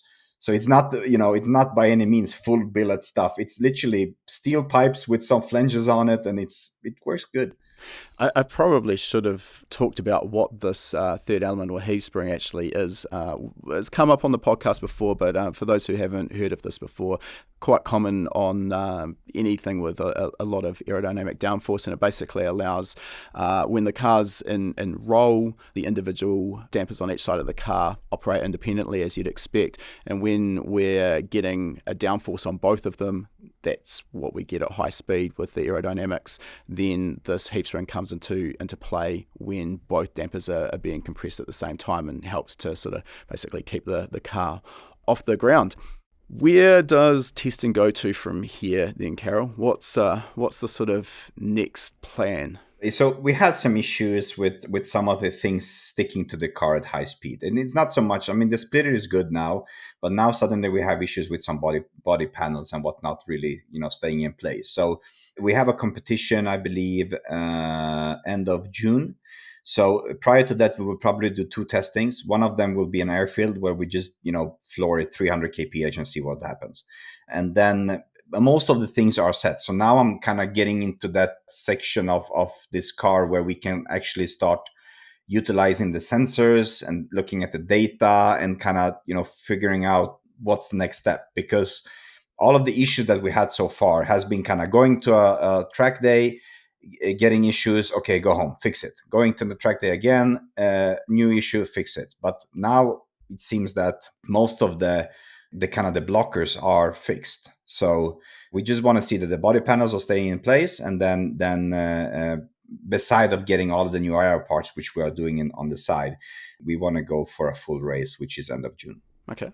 So 2025 is hopefully, fingers crossed, the year for you? I don't want to cross the fingers. I think it's kind of make it or break it, to be honest, because it's kind of I think for you kind of, we talked about this with the first podcast, but a lot of people now don't really like, why don't you drive it? Where's the lap times? Like, people don't really understand that it's kind of me and previously was a friend, which is Kalle. He now got 2 kids, small kids, so he's out of the picture. And now I have a friend called Ludde who's helping. But it's kind of us two. It's not 10 people. So we are even at that problem where, we go to the track and he can't join. Then, okay, maybe I can't go because I don't have anyone helping me closing the door when I go on the track. It's kind of that aspect of it. And I've been literally, working my butt off to get it done. And then, the clarity of that isn't, people think that just make it happen, go. What's the problem? Yeah, I think people who haven't built a car at this level don't necessarily have a good understanding of what actually is involved. And no matter how thorough you are, no matter how well you've done all of your calculations, no matter what experts you've engaged to help you along the way, you are absolutely not going to have a car like that roll out onto the track for the first time and everything just go absolutely perfectly. And I think there's just this unrealistic expectation now on the internet of, you build a car over several years and then it's just out racing. I mean, that's the dream, but I'm going to guess that probably happens maybe 1 in 20 times. And all the rest of the times, there's going to be some work to fix it. And like you say, you've got a full-time job working 60 hours a week. So there's only so much you can do. Coming back to what you said as well, I think that there is a complexity that comes when these cars get so extreme and you can no longer just sort of load the thing onto a trailer by yourself, head out to the track for a club event on your own and go and race it, where it actually does need at least 1 or 2 people to do all the little tasks and make sure that it's ready to run. So that obviously limits what you can do as well. It's kind of funny when you mentioned the trailer, because we actually, in the end for this year, we actually cut off like 2 meters of the rear diffuser just to be able to load the car without 7-meter ramps. So, small tweaks are getting there. But I think also on the topic of getting something, from a build to a really working stage, I do have a lot of people that are in the professional motorsport that are following me, and I do talk with them on Instagram. And I think there are a couple of F1 aero guys and also a lot of BMW motorsport guys that work with BMW today. They have seen the car. And I asked them, hey, have you talked about this at BMW in München? And they say, yeah, we have talked about it. I say, okay, that's cool. But even they are mentioning that, hey, when we roll out a new GT3, there's a reason why a new GT3 is tested for a full year before they release it to the customers, because even those cars have massive, headaches and gremlins in the beginning. So if it's 1 year for them, it might be 3 years for me, but I think we are on a good path now. Yeah, we have the same here with our SR86, and I mean, it's no secret that the development path of that has been challenging, is how I'd put it. To put a positive spin on it, challenging. And, we, in our endurance racing here in New Zealand, the competition for us has been TCR, factory-built race cars. Yeah. And it is incredibly difficult to build a home-built car that is going to be reliable and competitive with a factory-built race car. So that also, though, is incredibly rewarding when we actually do manage to beat them. And it happens. Basically, the car is either on or near the podium, or it's on the trailer after several laps. And it hasn't really seen a lot of in between. But like you, I'm hoping that 2025 might be our year. We'll keep our fingers crossed for ourselves as well as you. Now, I just wanted to also come back a little bit. We had a quick chat before we started recording here about the engine tuning specifically. And I wanted to dive into this a little bit, because you've got an engine that delivers some complexities in that you've got individual throttle bodies and you've got 2 turbochargers. Correct. So how do you go about dealing with this? I mean, most of the time, if we're a conventional single plenum, single throttle body, we would use a volumetric efficiency table where we've got manifold absolute pressure on one axis and engine RPM. We can't do that with individual throttle bodies and get good results. If it's naturally aspirated, we would run alpha N where we use throttle position on our load axis instead of manifold absolute pressure and then RPM. But of course, with turbocharging comes changes in manifold pressure as well above atmospheric. So give me a bit of an understanding of what you've done there with the MoTeC ECU. Yeah, so it's, I have a really good close collaboration with MoTeC, and I've been running MoTeC on my cars for many, many years, and I kind of prefer the packaging. I also like the hardware they supply with this, and I think that the software, especially when you deep dive into the logging, like when you start to do the logging analysis, like the software they have, I mean, there is a reason why majority of the GT3 teams on Nürburgring are running a MoTeC i2 Pro for analysis and the live telemetry. I saw this early because on this specific engine, we had a supercharger in the beginning. And I have a MoTeC M150 controlling the engine. And of course, with the paddle shift, then I have a software called GPRP, which is basically a race software with race bits and pieces, but also the paddle shift functionality for the sequential gearbox. But with the supercharger, we were struggling so much to get it tuned because we were trying to lean on the manifold pressure sensor to get it. But it's quite difficult to get it in the right window, because even if you do a full pull in a dyno, then that's one thing. You have a full open throttle, the RPM and comes, and then the turbo or the overpressure comes as well. But then when you go static, like when you go in a corner and you have 40% throttle or 30% throttle. Yeah, it's the part throttle tuning that's impossible to get right if you've got individual throttle bodies plus boost and you're using manifold absolute pressure as your load axis. Exactly. I think that, to be honest, the easiest way here will be just to yeet the ITBs away, the throttle bodies, and just put up one big one there.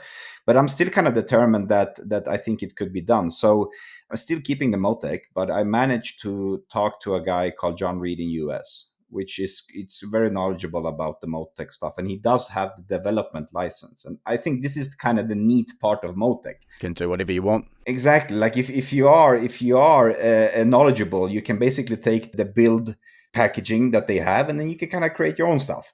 And that's kind of what he did with that. So he has a GPRP based package, but it is running something called Alpha N. I wouldn't say it's a true Alpha N, where you tune it throttle versus RPM and then compensate with the overpressure with the manifold.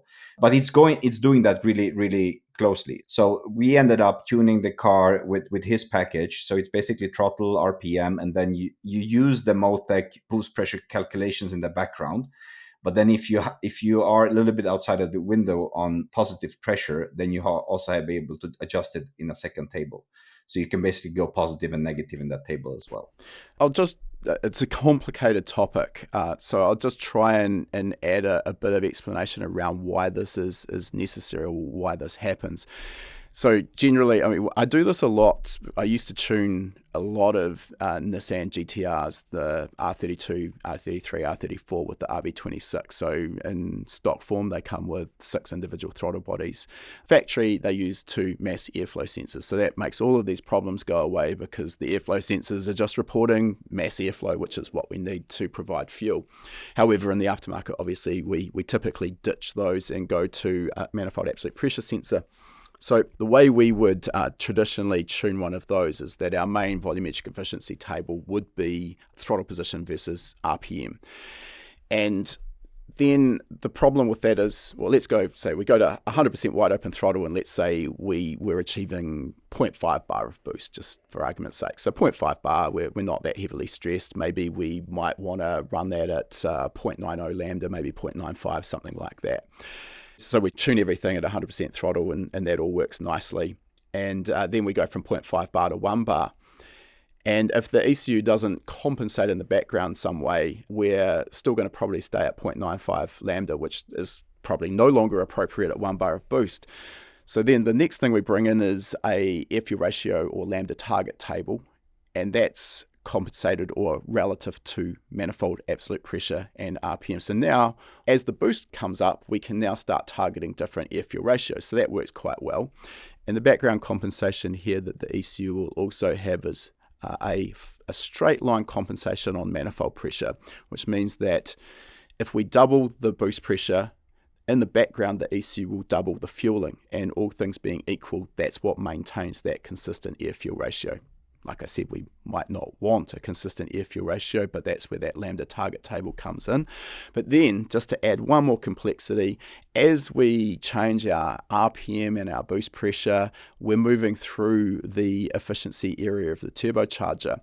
And everything works really, really nicely just using what I've already mentioned while we're staying in the fat of the compressor efficiency. But when we start pushing really hard and we start sort of moving outside of the efficiency range of the turbocharger, what we'll start to see, if we just have those systems in place we've discussed, is that at high RPM and high boost, we're going to start seeing our air-fuel ratio taper off rich, because no longer is the turbo working as efficiently. We're starting to get back pressure build up, etc. So then we can bring in a 4D compensation table to correct that. So there's a lot of moving pieces going in there. I just wanted to get a bit of an explanation of what's going on. However, when it works well, it really is an amazing way of tuning, and to the point where I'll actually, I have with great success also tuned conventional single throttle, single plenum engines that are turbocharged using that method as well, because I do believe that it can actually provide some improvements in part throttle air-fuel ratio control.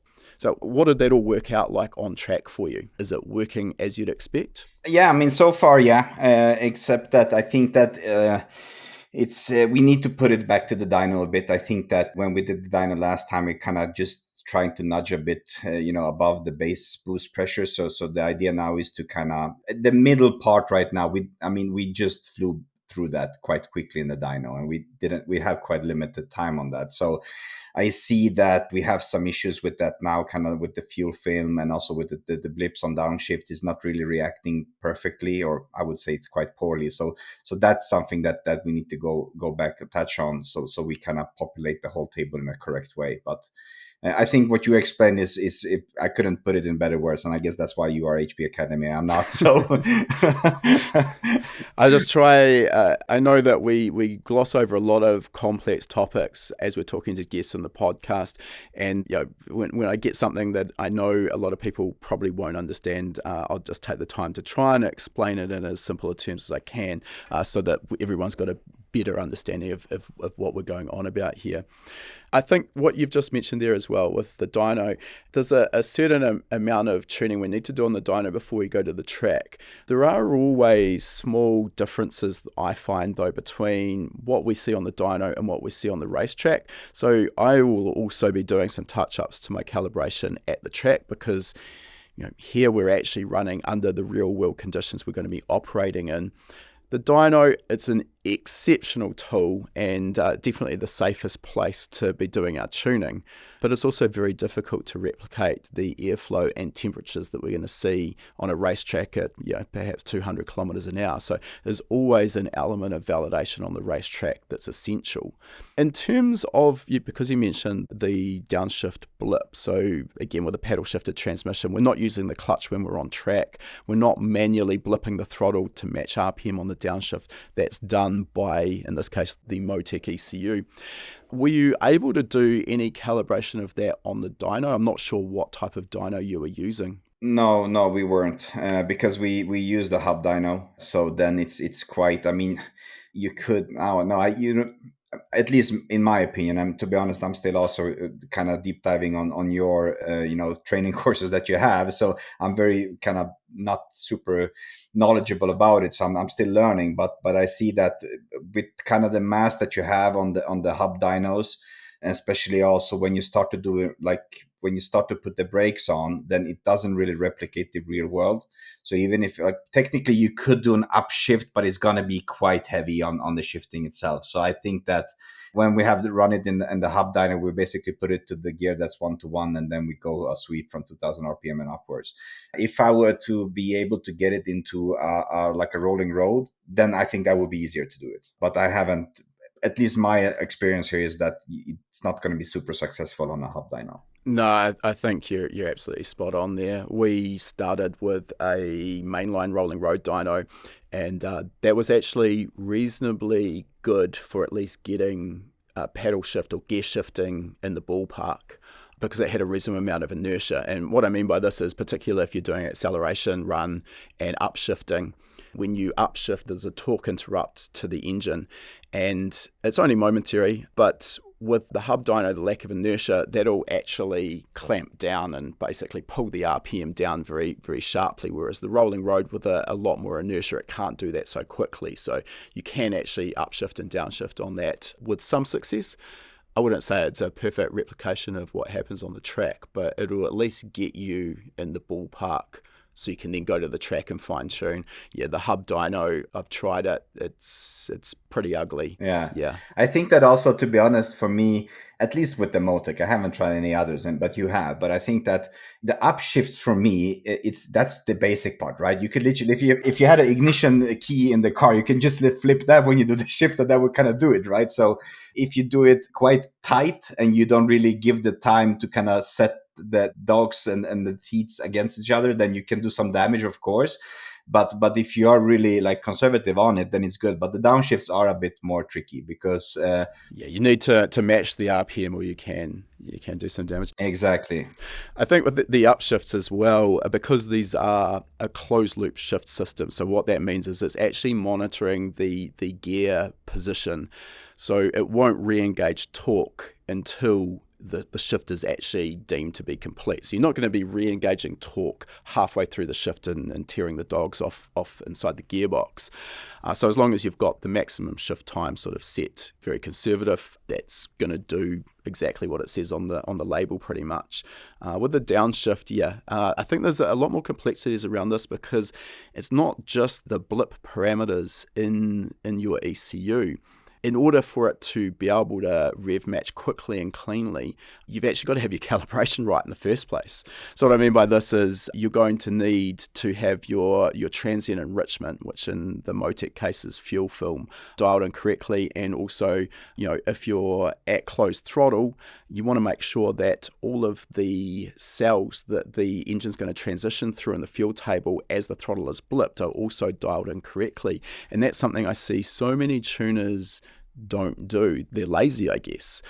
They'll tune the thing at wide open throttle, they'll make sure it idles, and kind of the rest of it, close enough's good enough. But particularly when you're starting to get into these more complex installations with paddle shifted transmissions, close enough is actually not good enough. You really need to spend the time in that sort of low load area, part throttle, and make sure that every single cell is dialed in, and then the paddle shift, or the throttle blip is going to just be able to work perfectly. I mean, I had it working on my previous car. I had it, and there was the same issue, but with the GPR package. And there I put some time in it, but I haven't had the time to do it here. But on the previous car, it was butter smooth. Like I remember once I was going on a track where it was kind of, full throttle, then going a little bit right downhill on a track in Norway. And then I remember I did downshifts in that. And that's kind of scary area where you're doing like over 200 kilometers an hour, full brake, and then you do downshifts. And I remember how butter smooth it was. I didn't even feel the downshifts. It was just rev matching nicely, and the car didn't unsettle at all. So as you say, I think that when I drive the M4 now, super rough, and I do like high RPM downshifts, you kind of get away with it. But then when you go a little bit slower speeds, then it's rough. So I think that's kind of the part I've been struggling with quite a lot. But I also haven't had really time to put the time into that. So, yeah, I mean, maybe I would just consult you, pay you some money for that analysis, and then it's all, I guess. Just to be clear for everyone listening, consultancy, not a service that HPA offers. Well, maybe after today. I think most people don't sort of understand the implications of having these downshifts not dialed in correctly. Most people kind of assume that the danger here is damage to the gearbox, and that absolutely can happen. However, what you just mentioned there is the real issue on track, when maybe you're under blipping, and what that will end up doing is when you're hard under brakes and you're downshifting, the rear wheels are, as the torque is re-engaged, the rear wheels actually will sort of partially lock up as it sort of has to catch up to speed. So if you're under hard braking, particularly in a low traction situation, and your downshift blip is not sufficient, you can end up locking the rear wheels, and all of a sudden you're facing the wrong way and out in the kitty litter wondering what happened. So yeah, it's important to get these right. It is. I agree. And I think that also, I mean, when you do, like normally if you are on the limit, like you shift a lot of the weight of the car to the front. front. So like getting loss of traction on the rear is even easier, right? Yeah. So I think that's kind of something that's on my agenda to take care of as we go now for this year, because I think that that's kind of something that's in the back of my head and scratching quite a lot. So I think the downshifts, but I'm not going to touch the downshifts until we have it fully properly tuned. So I think that's the first stage in this. Yeah, it all comes back to what I said before. You just cannot get that right if the calibration is not absolutely on point. All right, one of the questions I'm pretty sure that I asked you last time we had you on the podcast was, will we see this car at World Time Attack in Australia at any point?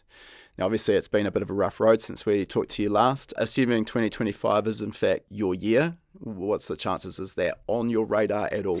I mean, to be honest, I think it's a cool event. And in the end, I have been working with a lot of companies from Australia. Like back in the days, I worked with Haltech quite a lot. Now it's, Motec and Albins, and many of these companies are over there. So it would be super natural to bring the car there. But I think that I have been talking with Ian, who drives World Time Attack.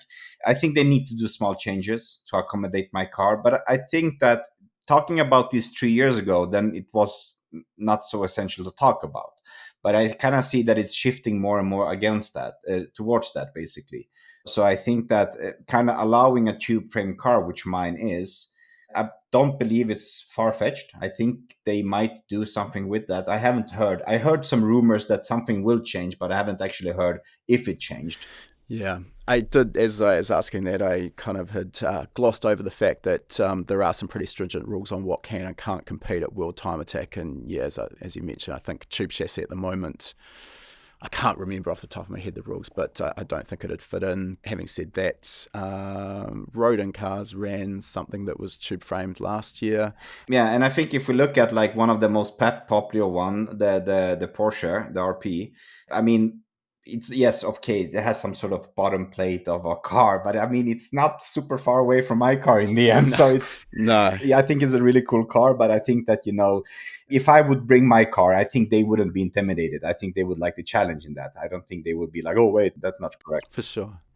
It's a tough one because obviously you don't want to disadvantage competitors that have built their car to the current rule book, and then all of a sudden something like your car turns up that's outside the rules and on paper could have a significant competitive advantage.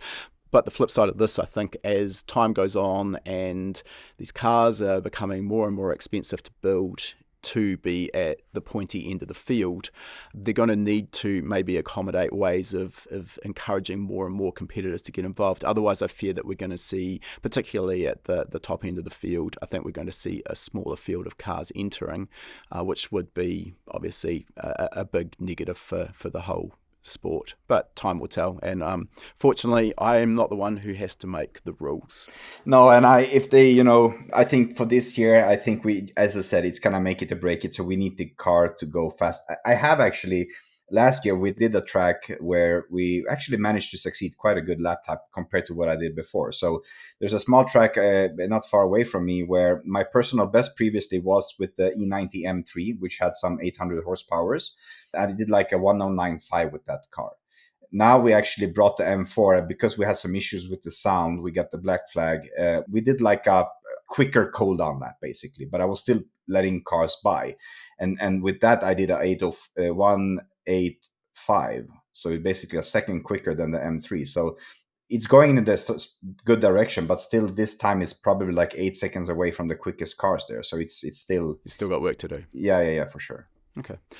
All right, Karel, I think we'll move towards wrapping this up. And to do so, we've got the same 3 questions that I asked you last time. We'll see if anything's changed. So the first is, what's next in the future for you? I'm guessing more 60-hour weeks plus 60 hours working on a car?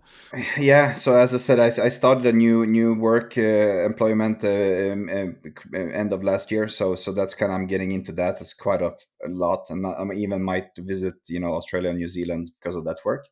But I think the main focus right now is to get the car dialed in and consistently getting laps out of it. I think that it doesn't need to be record-breaking laps right now. It just needs to be 10 laps without headaches. And when we get that, then the lap times will come. So I think that's kind of the super main focus this year. Nothing else. No fancy bits and pieces added to the car or changing anything. Just as is, and then get the kilometers out of the car, basically. I think your trajectory really closely resembles where we've been with our SR86. I mean, we love technology. We get access to all the new toys, and it's really tempting to continue to iterate the car. But at some point, you just actually have to get some laps in so you can develop it and improve the car and your driving. So I think that's definitely a smart move. Easier said than done sometimes. Yeah, I agree. And just to put a little bit more more fuel on the fire, I have actually started in the background designing a new engine. Wow. Okay. And it's going to be shortly it's going to be the V8, the S65 that I have, but just a 4-cylinder with one of the heads from the V8. Okay. By that, we will probably cut some 150 kilograms of the engine package. Without sort of trying to add another half an hour to this podcast, I can't just leave that alone. Obviously, the weight saving goes without saying. That's massive in a package that's sort of circa 1,200 kilograms total at the moment.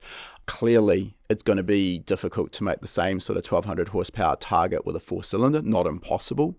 There's definitely ones out there that can do it. But the other problem when you're dealing with 4 cylinders, it's difficult to get capacity into the engine that then is going to allow you to run a big enough turbo to make 1,200 horsepower while retaining a wide enough power band. You sort of get into the situation of my old drag car, which made 1,200 plus horsepower, but did so over a 1,500 RPM rev range and didn't really make useful power until it was as sort of 8,500 RPM. So give us a quick rundown on how you plan to deal with that.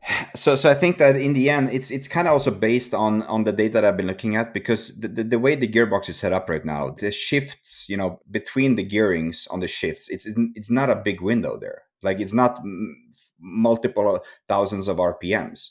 So because we are doing like 120 kilometers on first gear, then most of it will be quite tight going up to 6th gear. So with that, I'm not utilizing the V8 in that perspective, because it's good. We have a good bottom on the engine, but because we will always... So you don't actually need that low RPM torque, and you're not utilizing that with the close ratio gearbox. Exactly. No, it's basically, when we look at the track, it's very few times that we are below 5,000 RPM. So I think that with the ideas that I have with this would be that it would be a 2.5 liter billet block. And I have already kind of dissected the S50 billet block to a 4-cylinder, but then there's a bit different spacing between the cylinders. So in the end, the idea is not to reinvent too much of the wheel, probably try to find a crank that has that cylinder spacing. Probably it's going to end up with some sort of Volvo crank or something, and then use the head as is, just make new cams that accommodate basically a half an engine with the lobes. And kind of that's it. I don't think it needs to be more difficult than that. But also, I'm a guy that built a car from a toy car, so maybe I'm... Yeah, I mean, I'd say that that still sounds plenty difficult, but I'm here for the ride. I'd like to see how that comes to fruition, but let's get this one dialed in 100% first. Yeah, and this is a side project that I'm working on when I'm bored, so it's not something that's happening now. When you're bored, I like that. Yeah, I think it's also kind of part of that. Hey, if this S65 blew up tomorrow, what would be Plan B? So it's not really super far-fetched, because having a Plan B, even if the worst case doesn't happen, isn't that bad. So I kind of always want to, okay, we have it now, it works, but what if someone pushes me down the lake, how am I going to fix this? So it's kind of part of that ideas as well. I don't want to be caught off guard when the engine blows up and I need to find a new engine block, and that's super difficult nowadays. So... Oh, I think it's also an element of how driven people's minds work. You're always sort of, well, what's the next thing? What's the next big thing? You can't kind of sit still. It's always iterating, always sort of engineering, always making changes. All right, next question. Is there any advice you'd give to a younger version of yourself to help reach where you are today in your career faster? I think that has changed since we talked last time. First of all, I would say don't build an M4 or a toy car. That's a certain. No, but I think that it still kind of comes back to, I think, what we talked about last time in the end, that getting a bit ready before jumping into something, because like when you build cars and you estimate it's going to cost you $1,000 to build this car, it's always going to be double or the triple. And that's, I mean, it's always going to be like that. So I think getting more prepared into things would be a sure benefit today. And I think kind of also, if I were to maybe put more hours into my normal work and climb in some positions and maybe get a little bit more salaries, then I can also outsource some of the parts here more. So I think maybe that could be a thing as well, I think, because now it's been kind of not super high salary, but then working my butt off to get the stuff done that I want to have done. Sort of got to be one or the other, realistically. I think so, yeah. And it's I think that I'm trying to juggle both of them right now, and I had to sacrifice, relationships and not like weekends, Christmases, like all of that. That's out of the window. Like, on this last Christmas, I was in the workshop eating Big Macs and working on the car. So it's not like a lot of people think that, oh wow, that's so nice, but I think that it comes so much negatives with that. So I think as you say, you need to choose one or the other in the end. Yeah, and I think trying to keep some form of balance is important, probably not least of all for mental health. I'll add another question in here, sort of as a side to this one, in kind of like what I said right at the start of this. Have you got any tips on how to keep your motivation on a project that has run now so many years? It's really easy when you start a new project to set off and all guns blazing, you're excited, you're driven and you're motivated. But as time drags on and the light at the end of the tunnel is still very, very dim, that motivation can easily wane. So yeah, any tips on motivation? Yeah, I think this is kind of probably the thing that I have kind of a black belt in, because to be honest, it's been so many times that I kind of come home from work and I need to go to the workshop. I have grab some food and I literally want to cry in the couch and say, I don't want to do this. Like, I'm so done with this. And this is going to sound super strange, but I'm not getting pushed by people embracing the car and giving me the positives. So when people say, hey, wow, that's a really cool car, then I'm thinking, oh yeah, but this is not perfect, and that's not perfect, that's not good. So for me, it's been kind of, when people saying, hey, it's not going to get finished, why it's taking so long, that's kind of the fire for me. I want to prove that, okay, let me prove the haters wrong. Exactly. So I think that's kind of been the driving force for me. In the end, also, accomplishing something that you set your goal on, even if the goal is like far-fetched, super far away, like try to go there, like do 80% of that, because the reward in the end is going to be so massive. And I see that with the car now. When we start to drive it, I can drive it, like even if it's stressful. Like the last test we did with the car, I was loading the car 2 a.m, and then 4 a.m, same day, I was driving it to the track without any sleep. So it's rough, but then after that, when you go home and you kind of see what you've done, you see the video driving, you get the feeling, then it's a really nice feeling that you get from this. And I think those rewards are actually proving the negatives wrong, and also the positives from driving and getting the hours in. I think that's in the end something that drives me in this. I think no matter how much money you've got, how much time you've got, or what resources you've got access to build a car at the level that you've done is always going to require sacrifice. And I think it's just being prepared. Or are you prepared for that sacrifice? And quite clearly you are. All right, Karel, last question for today. If people want to follow you and see what you're up to, how are they best to do so? So there are multiple medias. During the winter, we did some Twitch streaming directly from my workshop with like 7 cameras. So that's one thing, but it's on pause now. But I would say Instagram is probably the best. And also when kind of the storm has quieted a little bit more, we will pick up the pace on the YouTube vlogs, and where we kind of document and get people to follow along. So I think the YouTube part is something where it's Karel S Motorsport, and on Instagram it's the same. It's KS Motorsport or Karel S Motorsport. So I think YouTube and Instagram are good. All right. Well, as always, those links will be in the show notes so people can find it really easily. And if you haven't seen this car before, I highly recommend you jump on Karel's Instagram, because it is an absolute work of art and a credit to you. So, Great to hear the real side of building a car at this level. It's not all sort of rainbows and unicorns. There are always going to be hurdles along the way, and I don't think your project is any different to anyone else's. So great to get a bit more insight into what's been going on over the last sort of couple of years, and we do genuinely wish you all the best for 2025. I can't wait to see this thing out there reliably smashing lap records. So good luck with all of that. Thank you very much. And you guys will be the first to get some good videos when we actually do something good. So then I love the podcast, and I think, keep on what you're doing, especially also with the academy stuff. It's amazing. So thank you so much. Thanks. We appreciate it. I hope you've enjoyed this episode of Tuned In, and don't forget, by using the code podcast500 at checkout, podcast listeners can get a huge $500 off our VIP package, which includes over 40 current courses, as well as a long list of courses to be released in the future. As a VIP, you'll also get lifetime access to our members-only webinars and our community forum. Lastly, we'd love it if you could drop a review on your chosen podcasting platform. These reviews really help us to grow our audience, and that in turn helps us to continue to get more high quality guests. To say thanks, each week we'll be picking a random reviewer and sending them out an HPA t-shirt free of charge anywhere in the world. This is also a great place to ask any questions you might have too, and I'll do my best to answer them if your review gets picked. So this week, a big shout out to Grant from Florida, who has said one of the best free resources out there. Finally caught up on the full back catalogue of episodes. It's crazy how much information is included in here for free.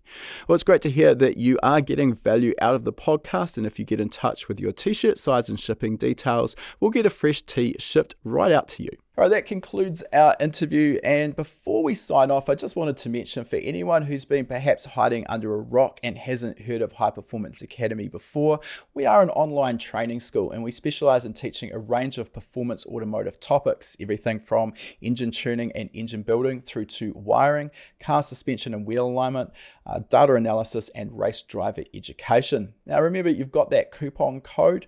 You can use podcast75 at the checkout to get $75 off the purchase of your first course. You'll find our full course list at hpacademy.com/courses. Important to mention that when you purchase a course from us, that course is yours for life as well. It never expires. You can rewatch the course as many times as you like, whenever you like. The purchase of a course will also give you 3 months of access to our gold membership. That gives you access to our private members only forum, which is the perfect place to get answers to your specific questions. You'll also get access to our regular weekly members webinars, which is where we touch on a particular topic in the performance automotive realm. We dive into that topic for about an hour. If you can watch live, you can ask questions and get answers in real time. If the time zones don't work for you, that's fine too. You're going to get access as a gold member to our previous webinar archive. We've got close to 300 hours of existing content in that archive. It is an absolute goldmine. So remember that coupon code podcast75. Check out our course list at hpacademy.com/courses.